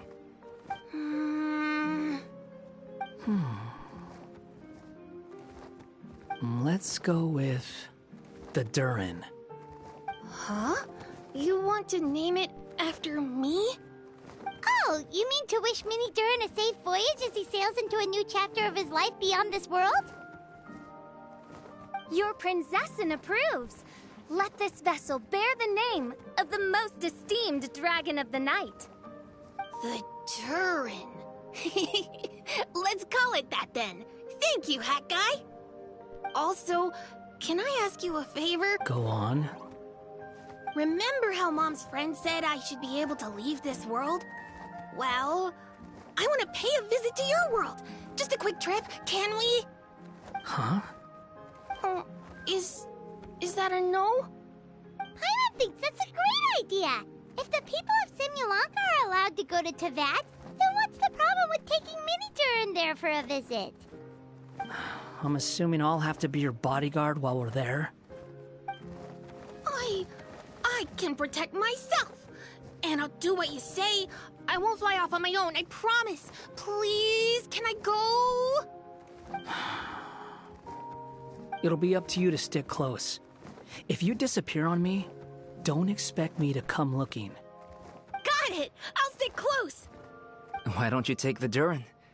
Now you've given it a name, it'll be a maiden voyage for the boat and a brand new journey for you. Are you leaving, Mini Durin? Okay. Well, make sure you come visit me in Mondstadt so we can play together again. Klee will draw you a map to show you the way. Though our time together has been as fleeting as a ray of light in depths of the long night, the Immonokreich will welcome you with the grandest of music ceremonies on the occasion of our next reunion. As surely as the stars in the sky watch over us, we shall meet again. What Mein Fräulein means is that you're always welcome to visit her at home as well. Cool! Ah, I have so many new friends now! I'm so happy! Are you done yet? If you want to leave, then get over here.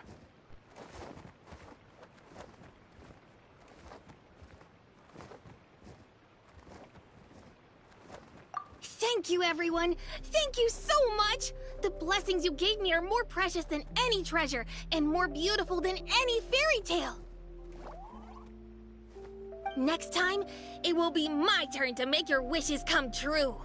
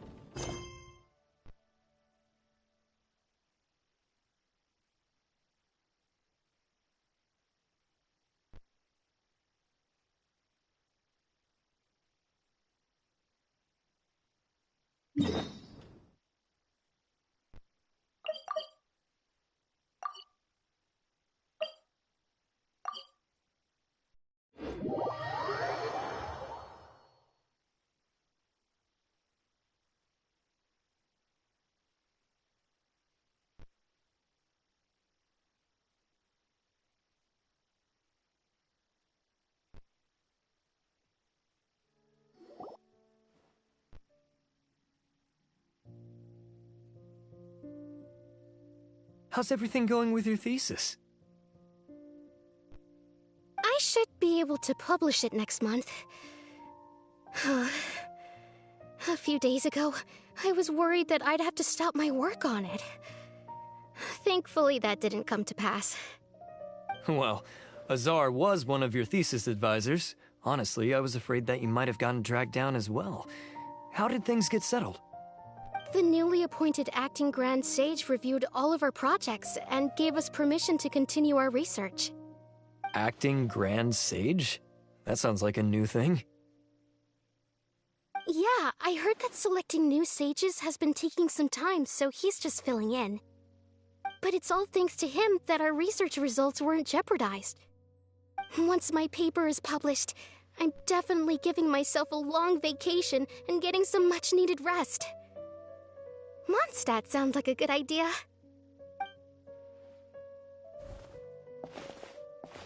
They're really out of their minds, making Al-Haytham the acting Grand Sage? Take it easy, Professor. I'm puzzled as well. Just going by qualifications, you're one of our most preeminent scholars. I don't know why they picked a stripling like him. Fool! Do you think I'm angry because I wasn't chosen for the position? No! It's because I don't understand why they chose him! He was one of my students, but he rarely attended class. When I asked him about it, he retorted that self-study was better use of his time. What brazen arrogance, misery of miseries, for the academia to have him as the acting Grand Sage?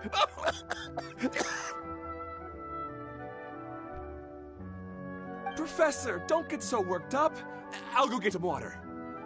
Psst. Want to hear a secret? I've heard the new acting Grand Sage is from Haravatat. Really? Who is it? Someone named Al-Haytham. Never met him myself, but he's a real hot topic right now. Lots of things being said about him. Hard to tell what's true and what isn't, though. There's also a Vahumana scholar who's been in the spotlight recently. They say that he's a likely pick to be one of the next sages. Oh, is he teaching any courses? Maybe we should drop by.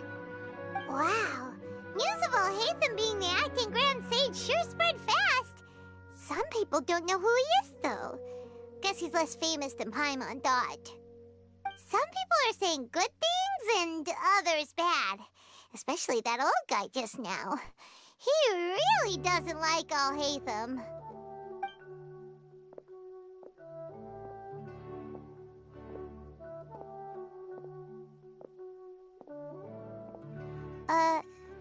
Hey, are you okay? You don't look too good. The Matra. The Matra? I'm Ilias. I have to talk to a Matra about something important. In the state you're in? You shouldn't push yourself. Why don't you tell us what happened and we'll pass on your message to a Matra? No, I have to tell them myself. They are the only ones I could trust. Sorry, can you lend me your arm? This is an important matter. Failure is not an option. Since you put it that way, fine, we'll take you to a Matra.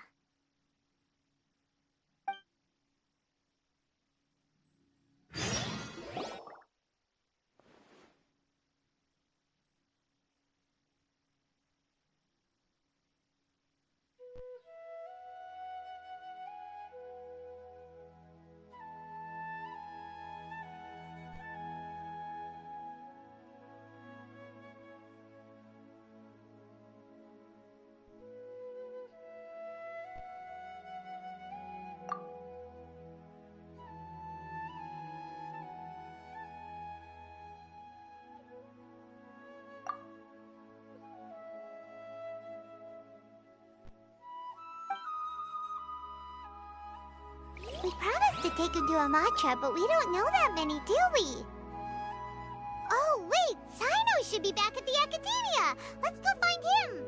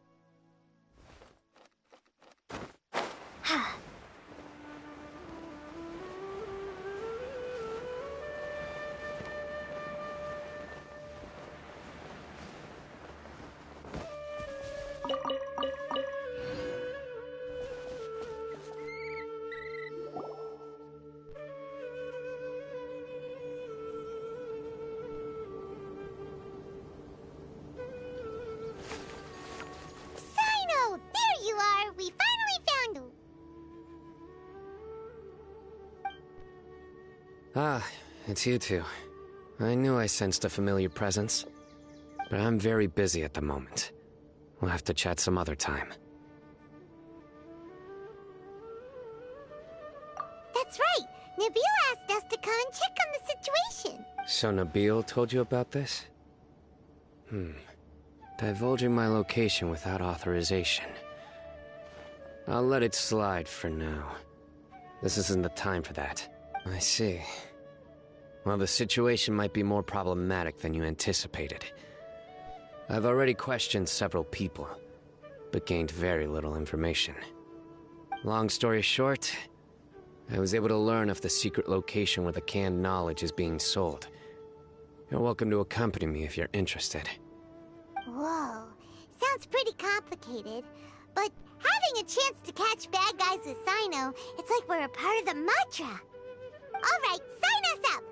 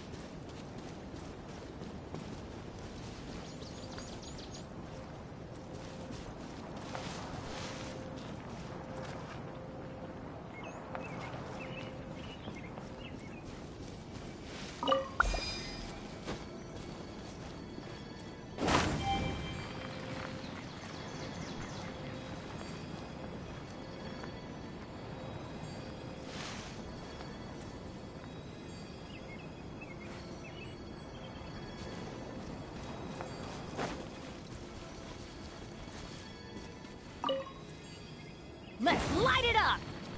Off we go! Ha!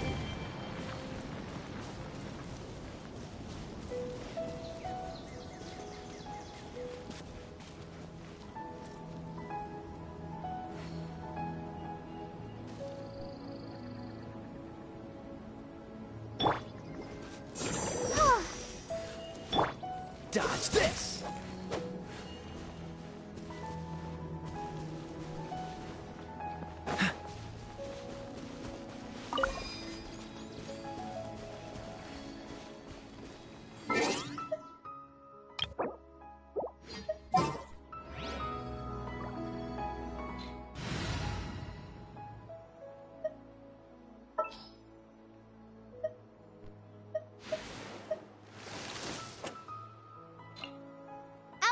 Amber, reporting.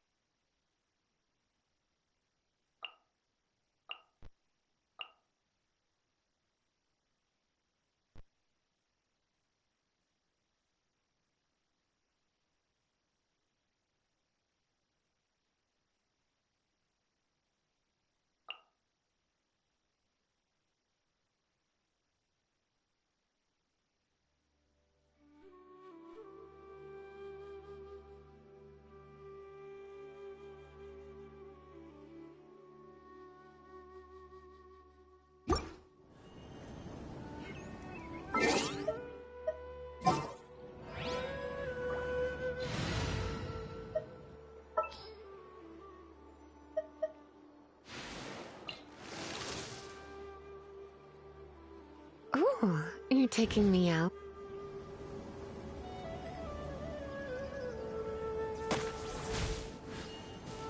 You? Ha! Ha!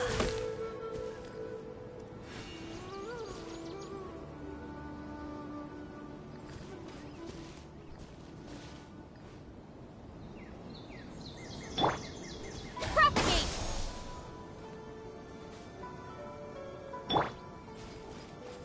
Hit!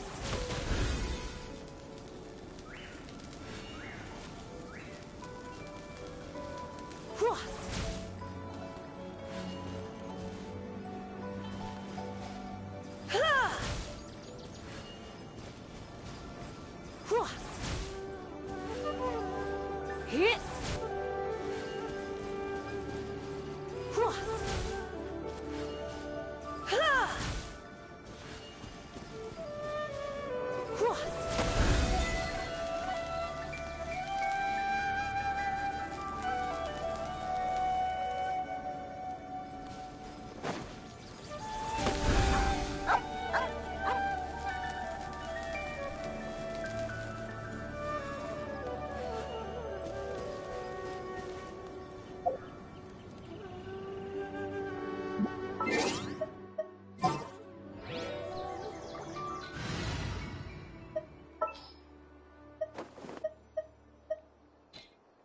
I won't hold you back.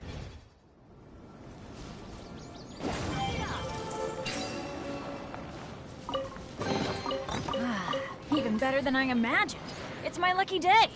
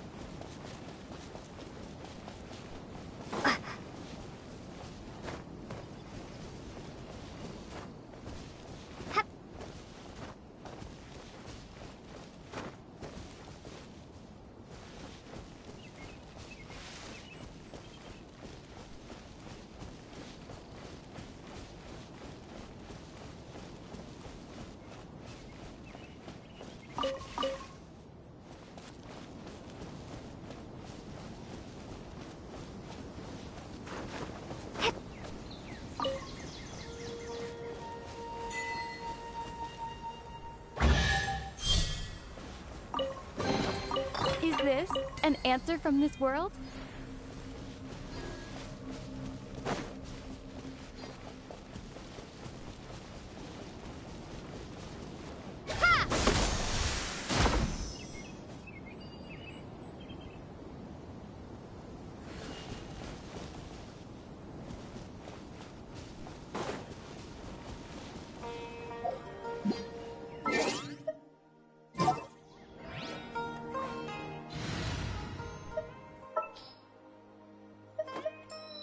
Let's make haste.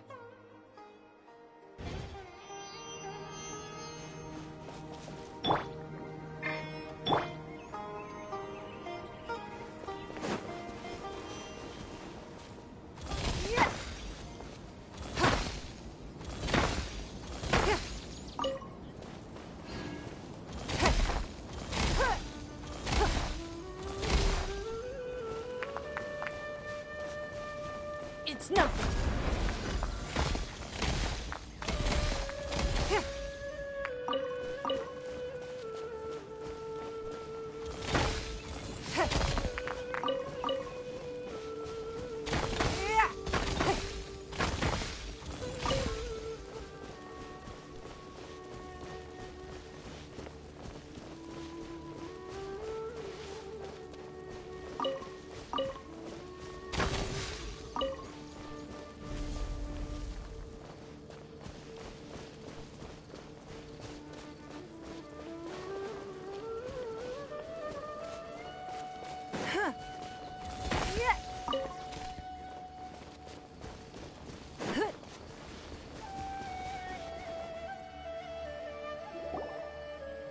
Is this all you got?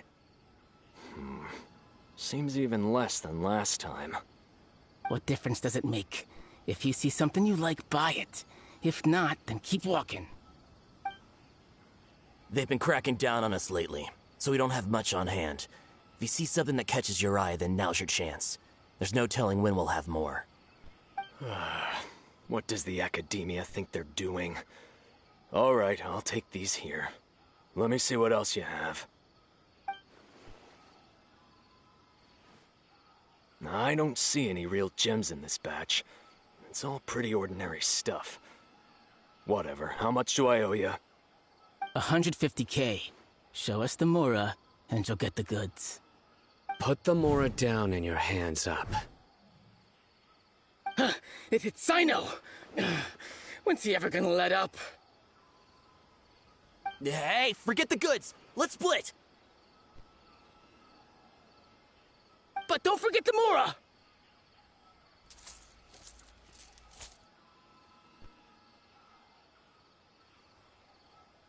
Dun dun! Not so fast! You can't escape with Paimon on the case! What is this? He's got backup now? Doesn't everyone say Sino works alone? I don't like the look of this. Either way, it's gonna be a tough fight. Any ideas? It's over. It's not like we're making a big cut anyway. I'm not losing my life here. Huh? Did they really just give up like that? Just like the others I've cut. They're not deep in the circle, just dealers at the bottom of the chain. All right, I have one question and one question only. Where did you get this canned knowledge? The pickup location is different every time. The boss tells us where it's gonna be and that's it. We don't get a say in it. He sends someone every 5 days to bring us the goods. And when is the next batch coming? I don't know.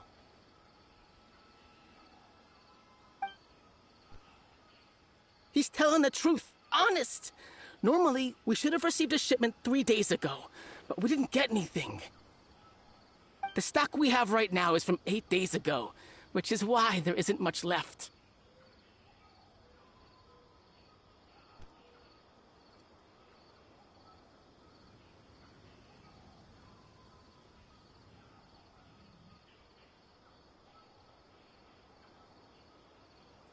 I know exactly why they didn't receive their last batch. 3 days ago is exactly when I started my investigation. I suspect who's ever running this whole thing knew that I was coming.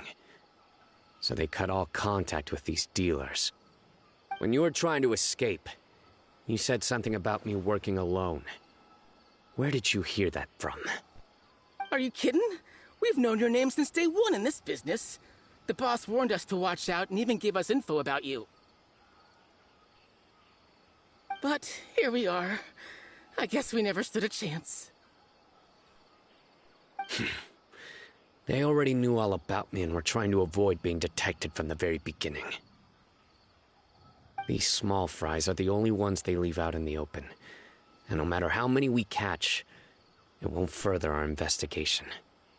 If only we had another lead. Like a merchant who sells large amounts of canned knowledge. Huh? Oh, you mean someone like nothing? Do you have a potential suspect? You'd better bring them to me for judgment. Whoa! Judgment? That's right. I won't turn a blind eye on any dangerous suspect. Oh!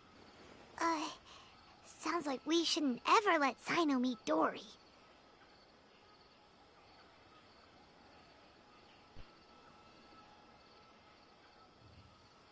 I see. Anyway, I'll think of a way to deal with these two and then continue gathering information.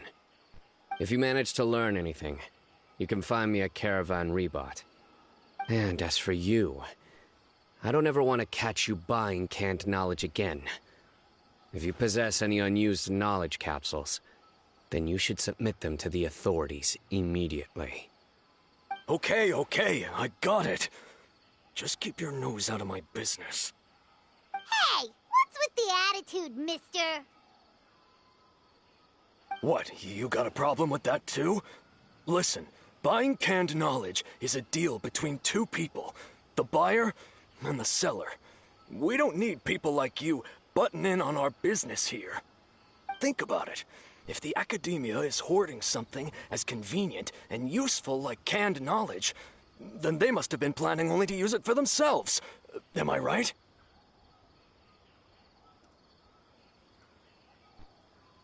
The academia has clearly published the potential dangers of canned knowledge. I don't like having to repeat things. And besides, I'm sure you wouldn't listen anyway. I just hope you understand that your actions are what fuels the smuggling of canned knowledge. If I ever catch you again, I will personally see to it that you are punished. All right, Traveler. I need to go now.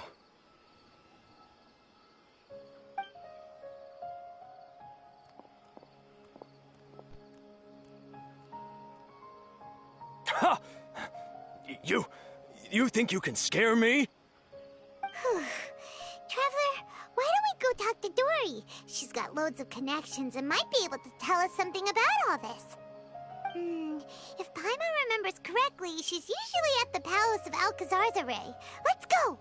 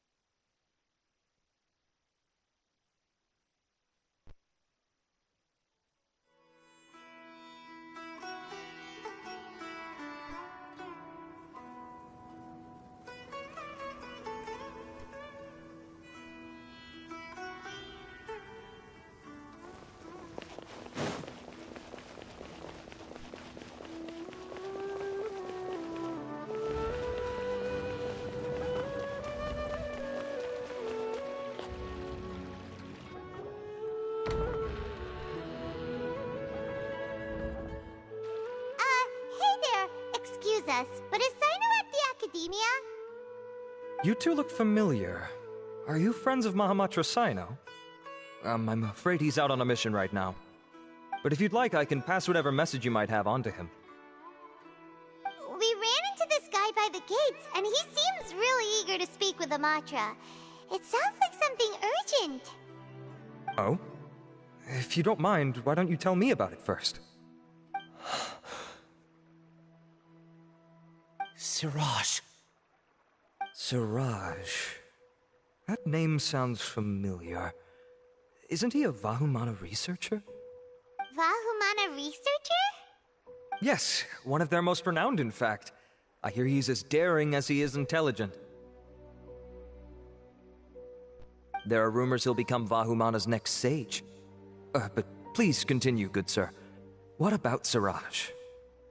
I want to report him for conducting a dangerous experiment. He kidnapped me, tied me up, and took me to that horrible cave. Experimental equipment everywhere. I ran as fast as I could, a little slower, and he would have caught me. There's no rush. Please, take your time. What kind of experiments was he conducting? Where is this cave? I don't remember. Huh? You can't remember? All I remember is Siraj walking towards me, and then my head started feeling weird.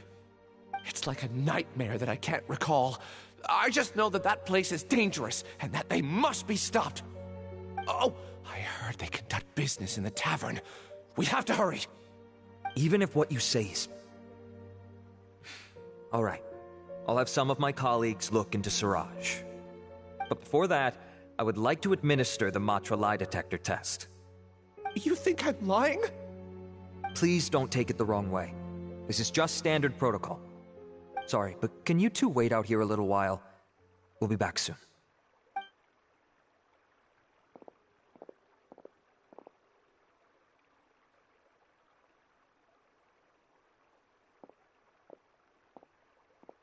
Huh?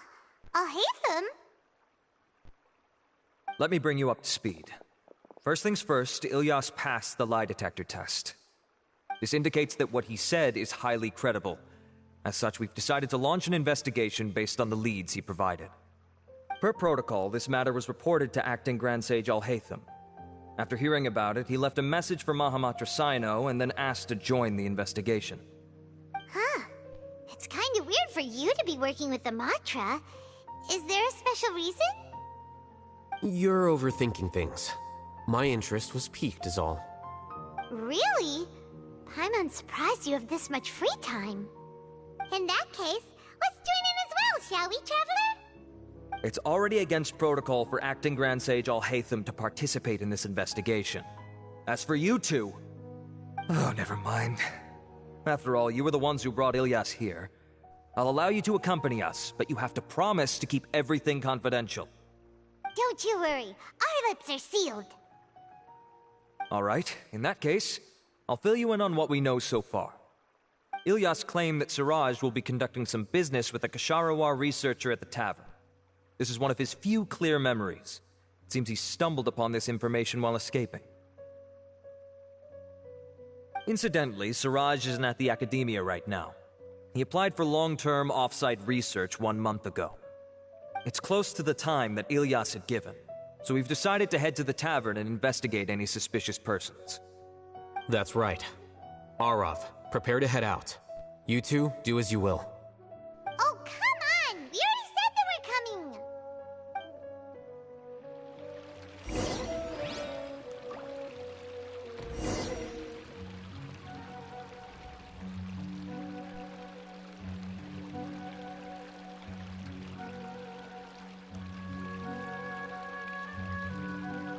In a trade war, the perfect hunter leaves no trace.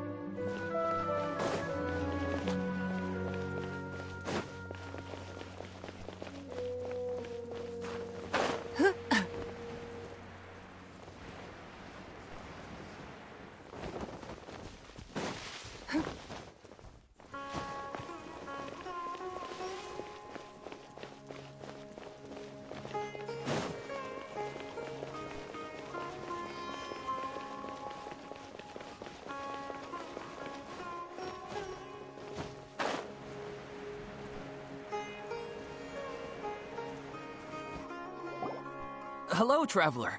Have you ever heard of a moment of dreams? Oh, that sounds like some kind of sweet drink.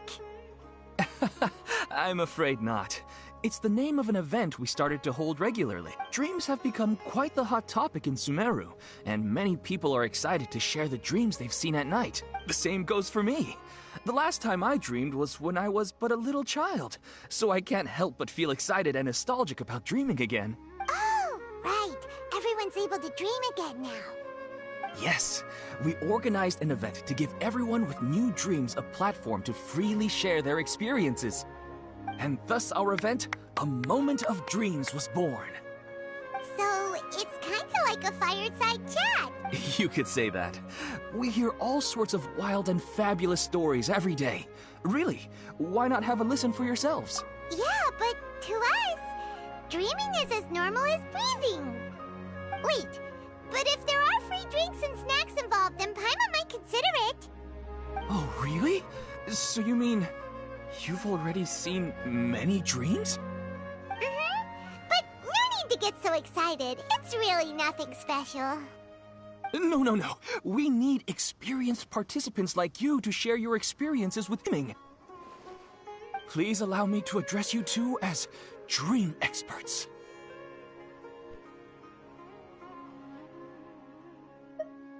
Oh, expert? Now you seem interested.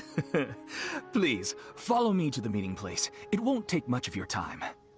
Rest assured, you'll find all the drinks and snacks you'd like there. Wow, how accommodating. Sign us up.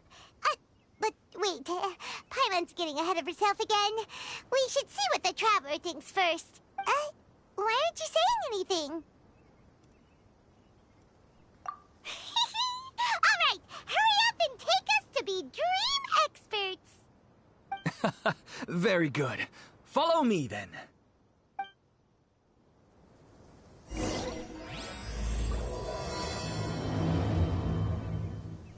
Do you know what's the most important part of being an expert? Well, I suppose it must be accumulating knowledge and sharing your experiences?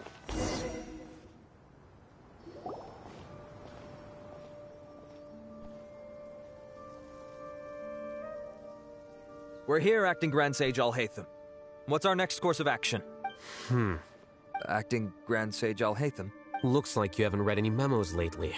The new Academia decree clearly states that even a sage doesn't have the authority to interfere with the Matra's actions during an ongoing investigation. If your superior were here, he wouldn't be asking me what to do. Instead, he'd be telling me to stay out of the way. You're right. Understood. Then please wait here as we lock down the perimeter and search for suspicious persons. Ilyas, please stay here. Acting Grand Sage Alhaitham, I'll have to trouble you with the protection of our primary witness.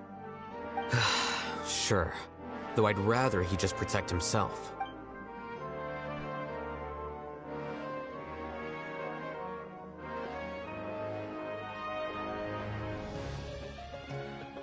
He's the same as ever, casually ignoring people just like he did back at Aro Village. Answering a simplistic question only enables the questioner. Besides, I need him to understand my position clearly.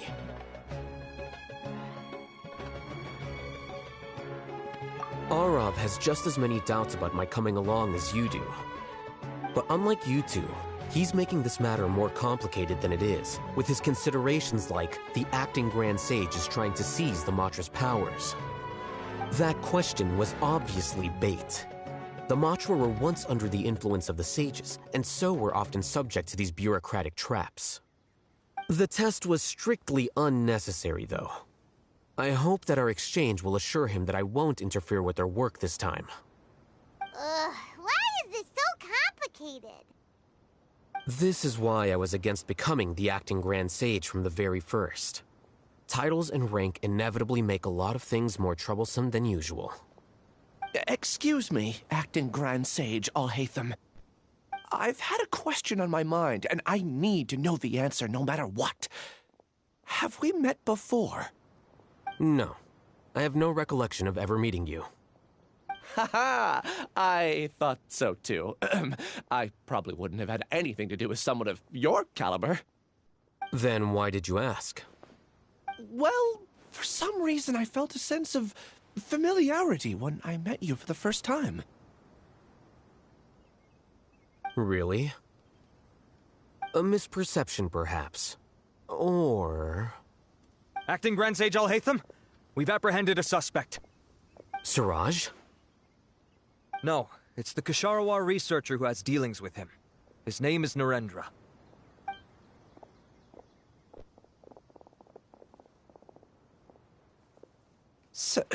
Acting Sage Alhaitham? Wait, can someone please explain what's going on? I admit that I did steal some mechanical components from the lab and sell them, but does something like that really warrant the personal interest of the acting Grand Sage? What have I gotten myself into? I know I let greed get the best of me, but please, I promise that this won't ever happen again. I would like to ask him a few questions. Of course. Do you know Siraj? Yeah, that's the name of my buyer. He asked to make the transaction at the tavern, but he never showed up. What were the details of this transaction? He's doing some kind of experiment that seems to require many power generators and electrical components that can only be found in our project. He contacted me in private and said that he'd pay a large sum of Mora if I was willing to put some aside for him, under the pretense of them being defective parts. We had originally agreed to meet at the tavern earlier today to do the trade. I sure didn't expect to get stood up, or run into you all. Perhaps Siraj was aware that Ilyas might leak information, so he intentionally didn't show up. Whatever the case, it seems that this lead ends here. The good news is, regardless of what Siraj was planning, his progress will now be severely hindered by a lack of power generators and electrical components. We still have time to conduct our investigation. Do you have any more questions for the suspect? No, he's all yours. But I'd like to borrow Ilyas for a while. Oh, that's fine. We conducted a comprehensive lie detection exam, which showed that he has a genuine case of amnesia. We're not planning to pursue any further breakthroughs on that front. However, I am curious, what do you need him for exactly? I've read some papers regarding amnesia, and I'd like to try restoring his memories. I see. We'll be returning to the academia then. I'll leave Ilyas in your care.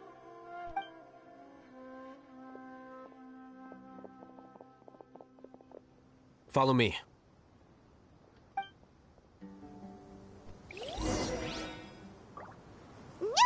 It's all about the title. From now on, Paimon will be known as Paimon, the Dream Expert. Welcome. I hope you'll have a wonderful day. Okay.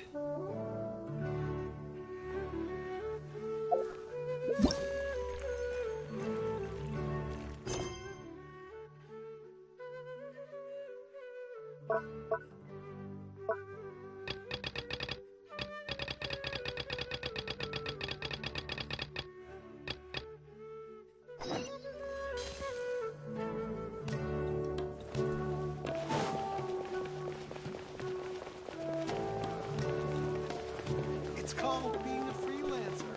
All folks just don't.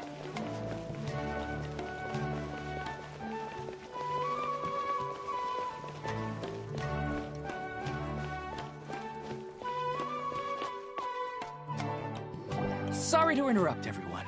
We finally have some real dream experts joining us. Esteemed experts, this way, please. Now, if anyone has any questions, please feel free to ask them. They must be dream experts from another land. Great! Oh, I have a question. Me first! Me first! No rush! Everyone, please line up and ask in an orderly fashion!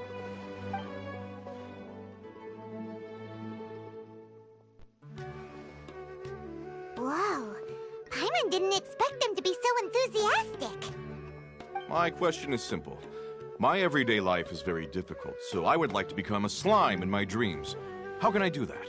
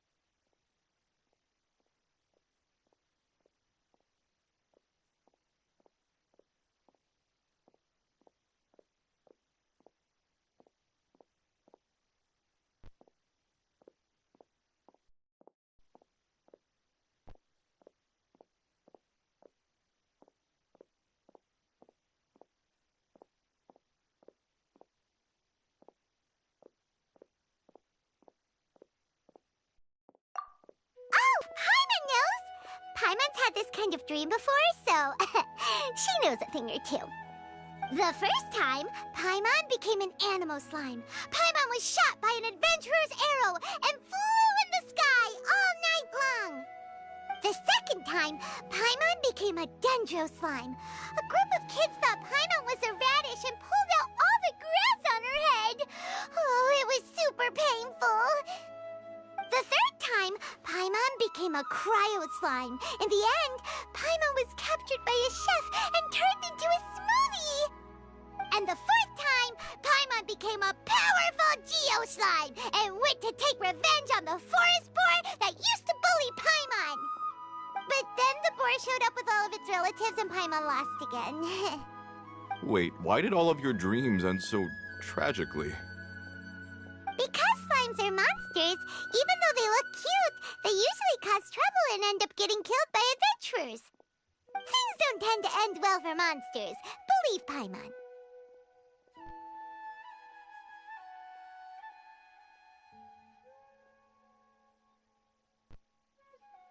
I suppose you're right. They are monsters, after all. I just want to experience a different life, but it seems that becoming a monster would be even worse than my current life. Maybe I'd be happier if I became just a regular finch. Or fish. Looks like being an expert is way easier than Paimon imagined. Next! Oh, it's my turn. Esteemed expert, I want to know what posture I should sleep in so I can have the same dream as the one I had last night. Well...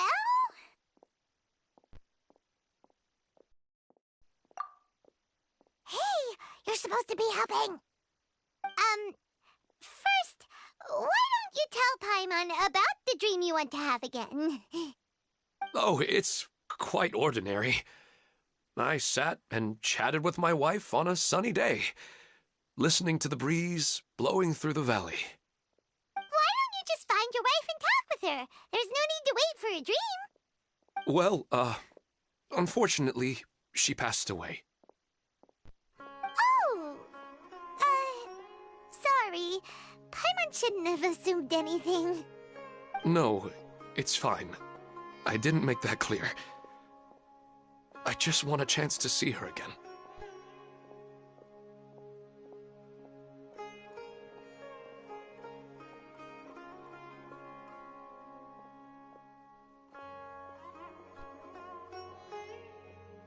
Yeah, it's not really about posture. What you think about right before falling asleep is probably way more important. Oh, is that all I have to do? Think about it. If you're the one thinking about her, and you're the one that'll be dreaming about her, then it'll be easier to connect your thoughts and dreams. You do have a point. I'll give it a try tonight. Thanks for your wise advice. Oh, my turn, my turn. I want to know the name of the plant in my dream. I want to bring the souvenir box to my room into my dream. I dreamt of a raven flying over the wasteland last night. Does it have any kind of special meaning? Hey, no rush! One at a time!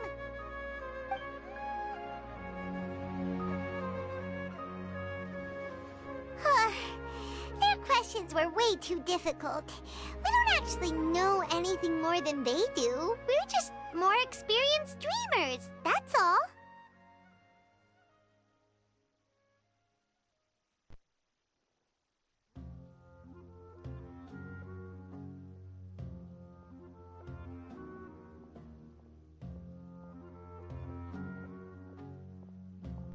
You do have a point. It's more rewarding to explore and contemplate the meaning of a question than to focus on the answer itself. Right now, these people are like wanderers who've starved for 3 days and 3 nights and are desperate to replenish their energy. Any explanation they get now is like pure sustenance to them, no matter how good the explanation really is. Oh, and now that Paimon has said that, you know who comes to mind?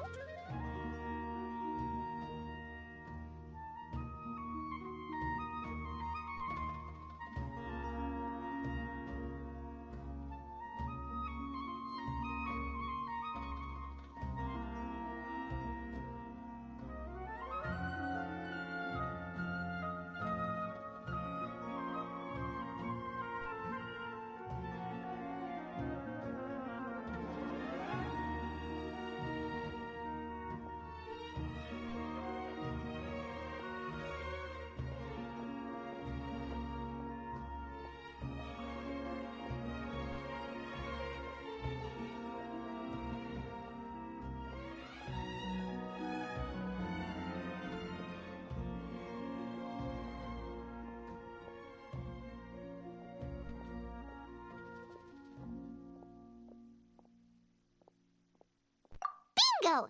If she was here, she'd probably be making some similar analogy. Unfortunately, she's super busy right now and may not have time for gatherings like this. Dear expert, we have another guest who would like to consult you. But you saw how we answered all the questions just now. We're not really all that knowledgeable. Ah, but this guest is rather special.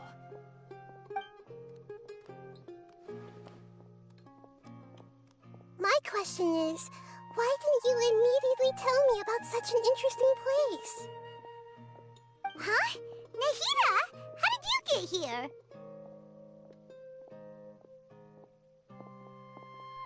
Interesting events like a moment of dreams don't happen every day after all.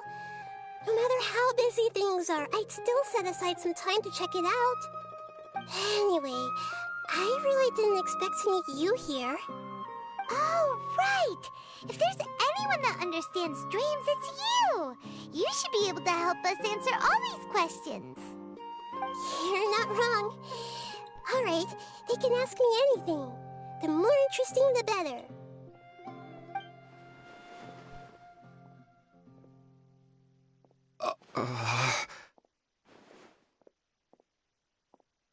Huh?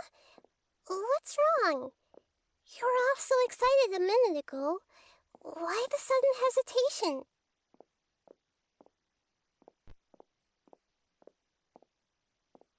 Even so, it's not like I look super intimidating or anything, right? And in terms of reputation and renown, you've also done many great things in Sumeru, yet they didn't even flinch at you.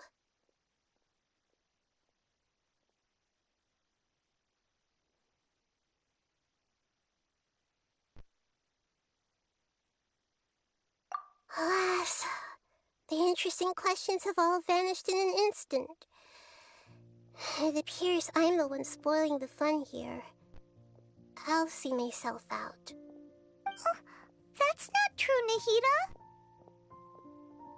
I don't want to get in the way of the original purpose of a moment of dreams, which is to let people gather here and freely share their marvelous dreams. Now the atmosphere here is like water poured into a container.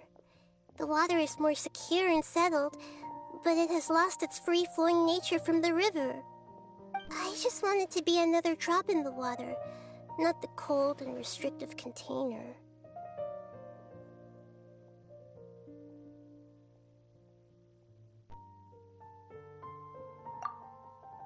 She's sulking.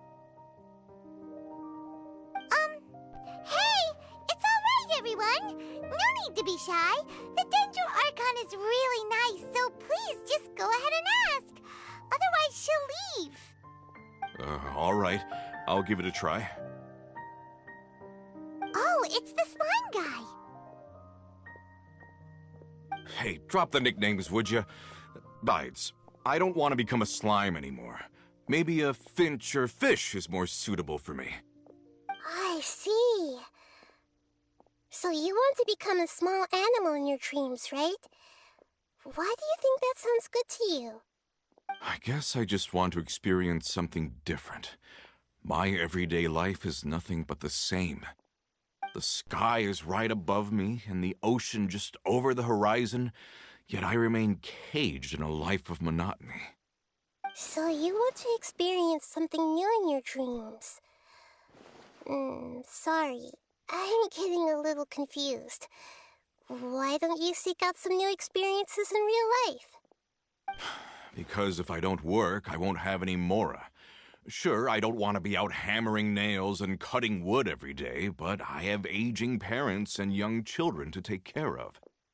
By the time this all dawned on me, I realized that my life has already been filled to the brim by trifling matters, and I have no more freedom.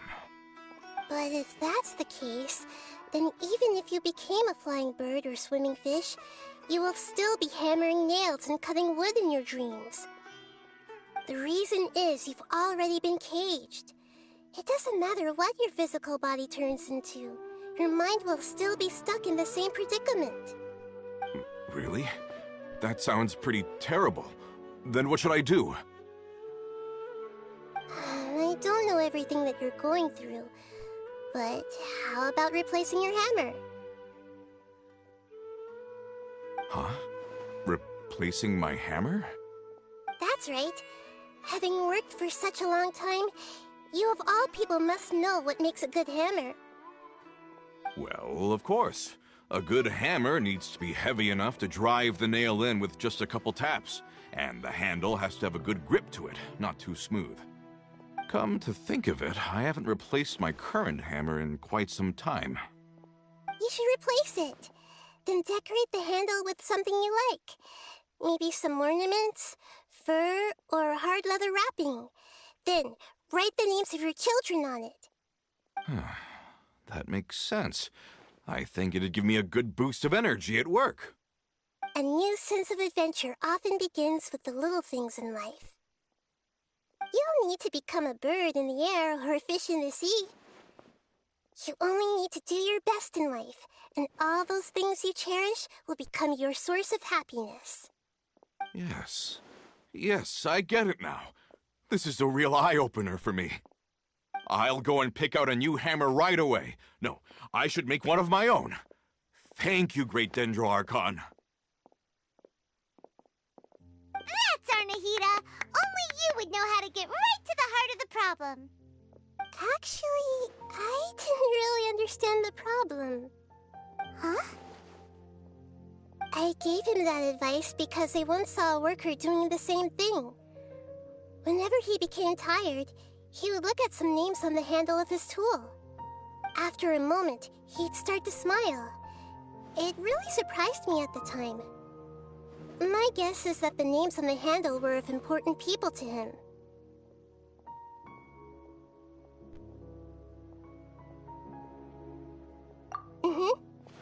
After observation, I know this kind of behavior motivates people, but why is that? Is it because of excitement, anticipation, or helplessness? I really don't know. And even if I could know what's going through his mind, it's still difficult to fully grasp his feelings. Oh, Paimon gets what you mean. Huh. Paimon had no idea it takes you so much effort to understand these kinds of things. That's why I was a bit nervous just now. But luckily, seeing his happy face in the end reassured me that I didn't say anything wrong. Don't mind me, though. This is just my way of learning. Hey, don't forget about Paimon! Everyone knows that Paimon's also super skilled at reading people's feelings. Thanks, you two. That makes me feel a lot better. Let's move on to the next question, shall we? I already asked the experts my question earlier, but I wanted to hear the Dendro Archon's response too. What should I do if I want to see my deceased wife in my dreams every night? Longing for the deceased.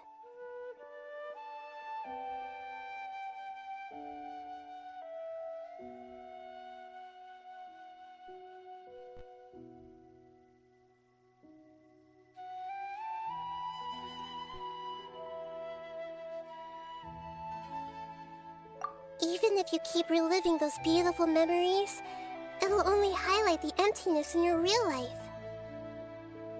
If your wife were still alive, she certainly wouldn't want to see you like this, would she? No, I suppose not. But our time together in my dreams is not just reliving our past together. I don't know. Maybe it's because I miss her too much. But it's really as if she had come back to life in my dreams. She even remembers each and every dream. After I wake up and then continue dreaming again later, we can pick up our conversation right where we last left off. That's really amazing. Statistically speaking, continuous dreams are extremely rare. It's almost as if my wife has obtained a second life in my dreams. But the more vivid she appears, the emptier I feel, and the more painful it is when I wake up. I don't know whether to call it a blessing or a curse. Maybe all of this is rooted in your deep longing for her. Were there any unresolved matters or regrets between the two of you? I don't know. I suppose my biggest regret is that I couldn't spend the rest of my life with her. I really felt like I was ready to move on. I wouldn't be so hesitant now if it weren't for these hyper-realistic dreams I've been having. Huh. You know, they say that whatever's on your mind is what goes into your dreams. But dreams will forever be just dreams. We are people living in the real world. It's not good to be overly obsessed with dreams. All it'll do is fill up your mind and eat away at your thoughts. Yes, I know. That's why I'm also a little disappointed in myself. I still need to take care of our child. And it's probably not good to let her see me in such a state. Anyway, thanks for your advice, Great Dendro Archon.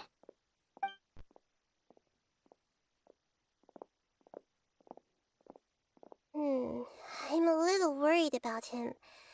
I hope he can find a way to cheer up soon. I think I can handle things from here. You don't need to stay here if you find it boring. You're here to have a good time, after all.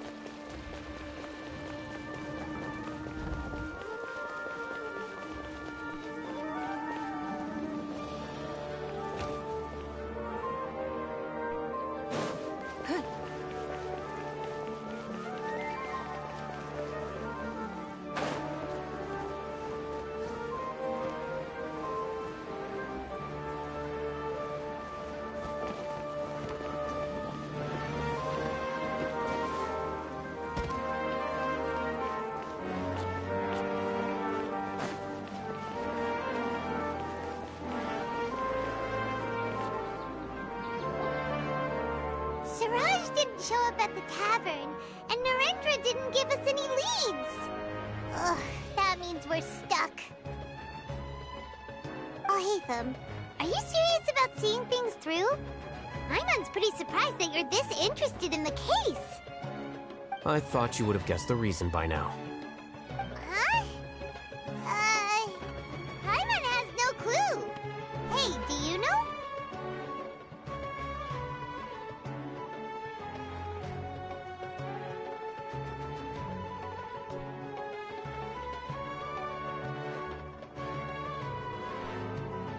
Yes, we were classmates. Oh, so that's why you asked to come along when Arav briefed you on the situation. So you're not here because you're interested in the case itself, but because you know the suspect? You couldn't be further from the truth, but I wasn't expecting much from you to begin with. For the time being, all you need to know is that we were once classmates. I became the scribe afterwards while he continued his academic endeavors. He submitted a thesis 1 year ago, and the Grand Sage at the time asked for my opinion. I did not approve of it because it committed one of the 6 cardinal sins by touching upon human evolution. From violating matters regarding human evolution to attempting the forbidden and fearing none, the 6 cardinal sins are the origin of all evil in this world. They are also what the sages use as a reference when formulating or amending the rules of the academia. My opinion was that Siraj's research was both overly naive and in violation of various core principles. The Grand Sage took some of my suggestions on board and ultimately decided to reject the application. So that's why he's buying energy sources and electrical components. He's most likely trying to circumvent the rules and conduct his experiment in secret. That sounds super suspicious. Oh, we gotta stop him. Ilyas, can you try to remember things again? Maybe something new will pop up. I'm sorry, but I've already tried many times.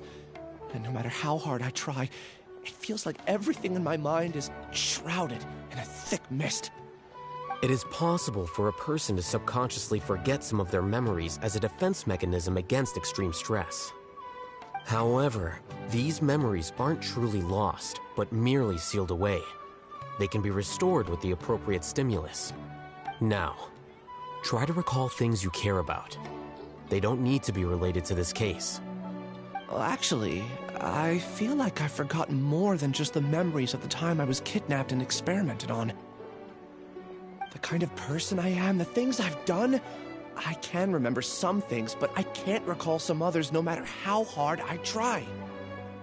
But I do vaguely remember that there are 2 things that I have to do no matter what. Do tell. The first is to get my paycheck from the academia and give it to my younger sister in Gandharvaville.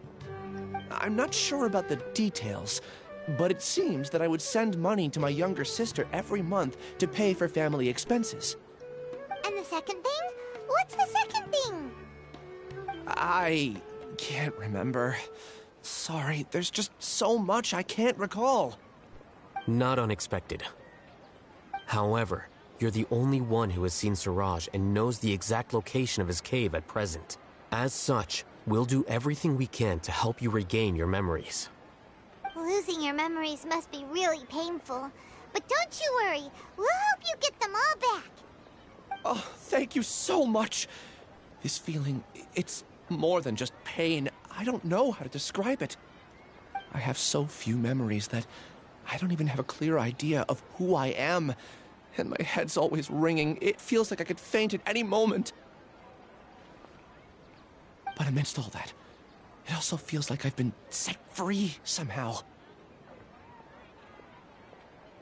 Nevertheless, I have you all to thank for bringing me what clarity I do have right now. Now, I do remember that I worked part-time at a place in the academia called the Research Preparation Center. That's also where I got my monthly paycheck.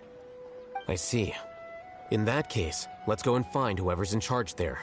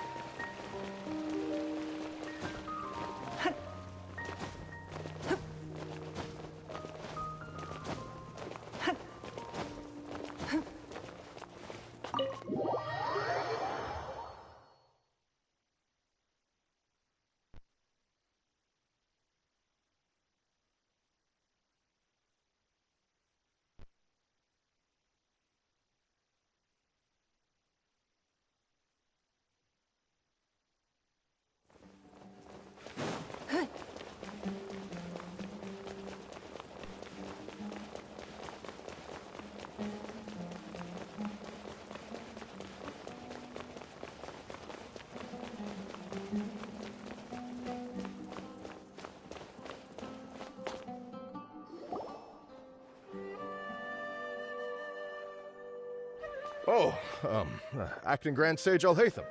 I've sent this period's research expenses report to your office. Have you taken a look? Are there any issues with it? I did. Recent research expenses have decreased quite a bit compared to past figures. Yes, though that is primarily because there are fewer scholars with research needs. But that can be a rather convoluted topic. Might I ask why you are here today? I believe you know this individual. His name is Ilias. He worked part-time here, and he's here for his paycheck. Oh, yes, of course. Though, Ilias, where have you been these past few days? That was our busy period, but then you disappeared without a word. Everyone had to pick up the slack. I'm sorry, something unexpected came up. But I know I've caused trouble for everyone. Is there anything I can do to make up for it? The other researchers have more or less finished your share of the work. However, there is one thing that is yet to be settled. Do you remember Chandra? You were in charge of following up on his off-site research application. He retracted his application a few days ago and canceled his off-site project. He's the 12th person to retract a research application this month. I'd like you to ask him why he did that. Chandra is probably having coffee at this hour, so you can find him at the cafe. Understood. Then, about my paycheck. I'll pay you in full once you return. However, make sure you don't disappear without saying anything again. Be considerate to your colleagues and give them some forewarning at least. Is this acceptable, Acting Grand Sage Alhaitham? I have no objections. Maybe I'll borrow something to read.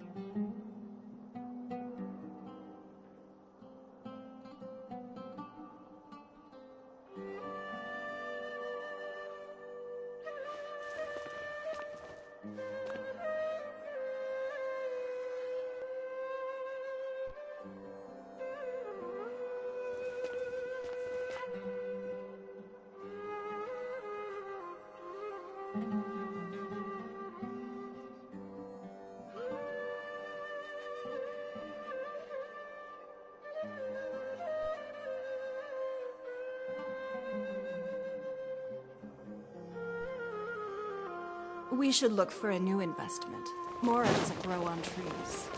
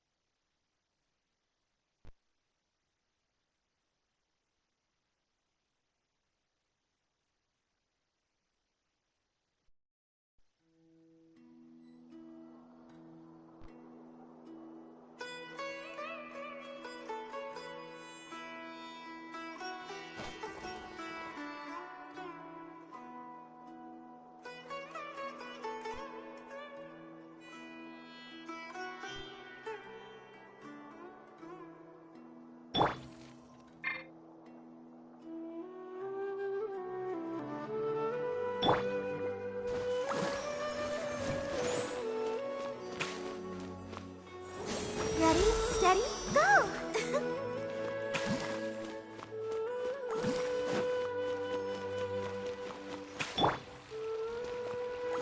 What's the hurry?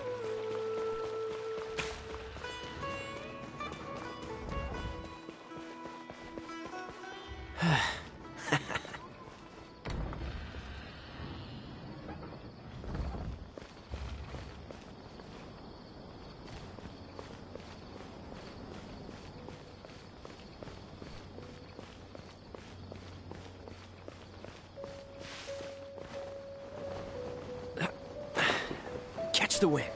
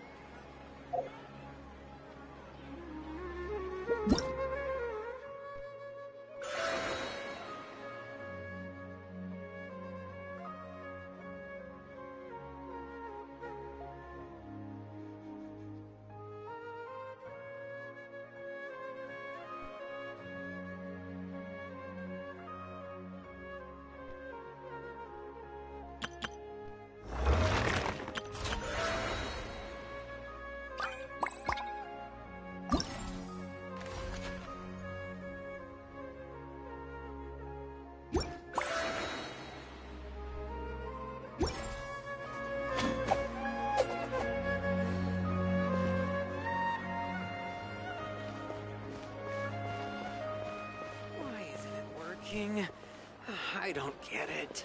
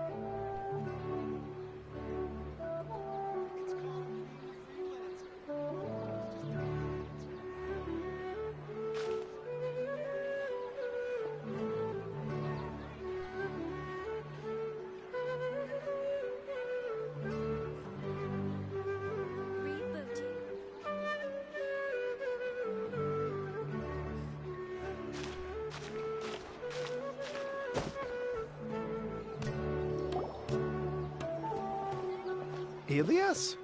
Long time no see. What can I do for you?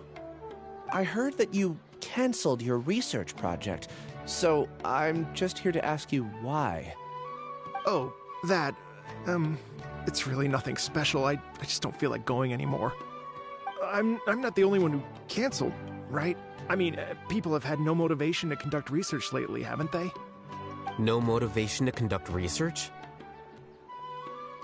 Yeah. Say, who might you be? You look sort of familiar. Oh, don't mind me. Please, continue. Well, with the downfall of the Sages not long ago, many of the projects that they led were put on hold while they were being investigated. With the situation being so volatile, people are picking up random things to do to kill time. No one wants to risk starting any new research until it's clear how things will pan out in the future. When you say how things will pan out, you actually mean what the new Sages would have interest in, right? Wow, talk about blunt. But that isn't the only reason for the lack of motivation to start new research. So what are the other reasons? Well, because the Akasha terminal shut down. I'm sure you're all aware that we require all kinds of knowledge to perform any of the research we do. Back then, the Akasha would respond to any of our requests for the knowledge we needed. It was beyond convenient. We didn't have to spend an extended amount of time studying, so we were able to immediately run various tests and experiments. I see. You get it, right? After having had a taste of something so amazing, who can be bothered to manually sift through data and files ever again? There are only a handful of people at the academia who are starting new projects or performing research. Most people are like me, waiting for a recognized researcher to start a project before immediately applying to join. Although our names will be further down in the paper, we'll have a much easier time. We don't have to do most of the mental heavy lifting. All we have to do is focus on our assigned tasks.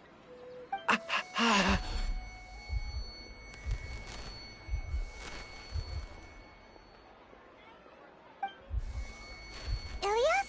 What's wrong? My head... it hurts!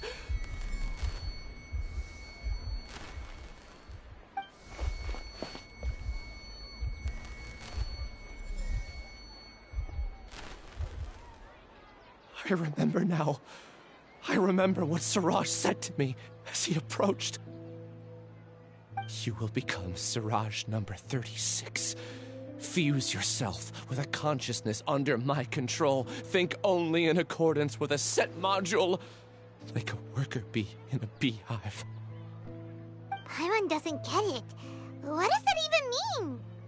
It's what Siraj was researching and the topic of the thesis he had submitted. Collective consciousness and the path of evolution.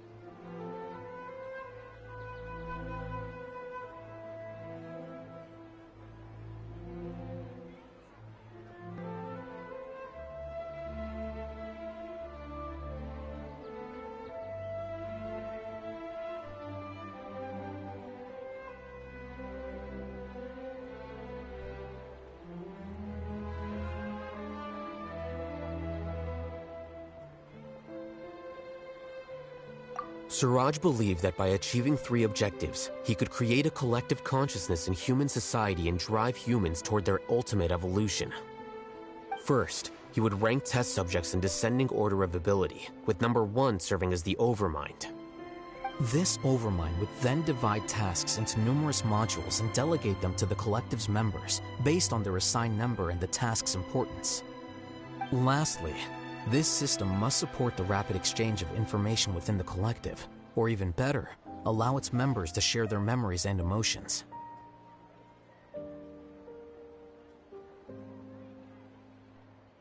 Paimon still doesn't get it. What's the point of all that? Think of it as linking many minds together and tailoring a given mind's assigned work based on its compatibility. Eventually, everyone's minds will be consolidated into a new form of existence that is both an individual and an organization. Siraj believes this collective consciousness is superior to individual humans. Whoa. Squishing a whole bunch of people together? Paimon thinks that sounds horrible. It's just as Al-Haytham said. Siraj gave all the test subjects different numbers. Bigger numbers meant you had a lower rank, so your assigned tasks were less complex, such as being responsible for everyone's basic needs. Smaller numbers were ranked higher, so you'd be given more complex assignments like planning for the future. Siraj referred to me as number 36, and I think that was a low-ranking number. I also recall that Siraj said his plan was proceeding very quickly, and that the hive would soon be complete. Oh no, then we gotta hurry! We have to stop him before it's complete! I tried my best, but that's all I can remember. I still can't recall where the cave is. I'm really sorry. Take your time. You'll eventually remember it all. However, something doesn't seem right. Some details don't add up. What's off? You were only designated as number 36? What a shame. From what I can see, your talents merit a smaller number. I'm not sure what Siraj's numbering system is based on. Anyway, we're done here. Let's go. Please, wait. I heard you all talking about Siraj just now. Are you looking for him? Huh? Do you know something? Well, Siraj is pretty popular as of late. I heard he's gained recognition from a lot of well-known researchers. Supposedly, he's a strong contender for being one of the next sages. There are many who would give up everything to be a part of his research team. I'm nothing special, though, so I doubt I'd get the opportunity. That said, I do know a researcher who received an invitation from Siraj but declined it. Her name is Janaki. If you're interested, you can try to find her. She's usually reading at the pavilion in the garden.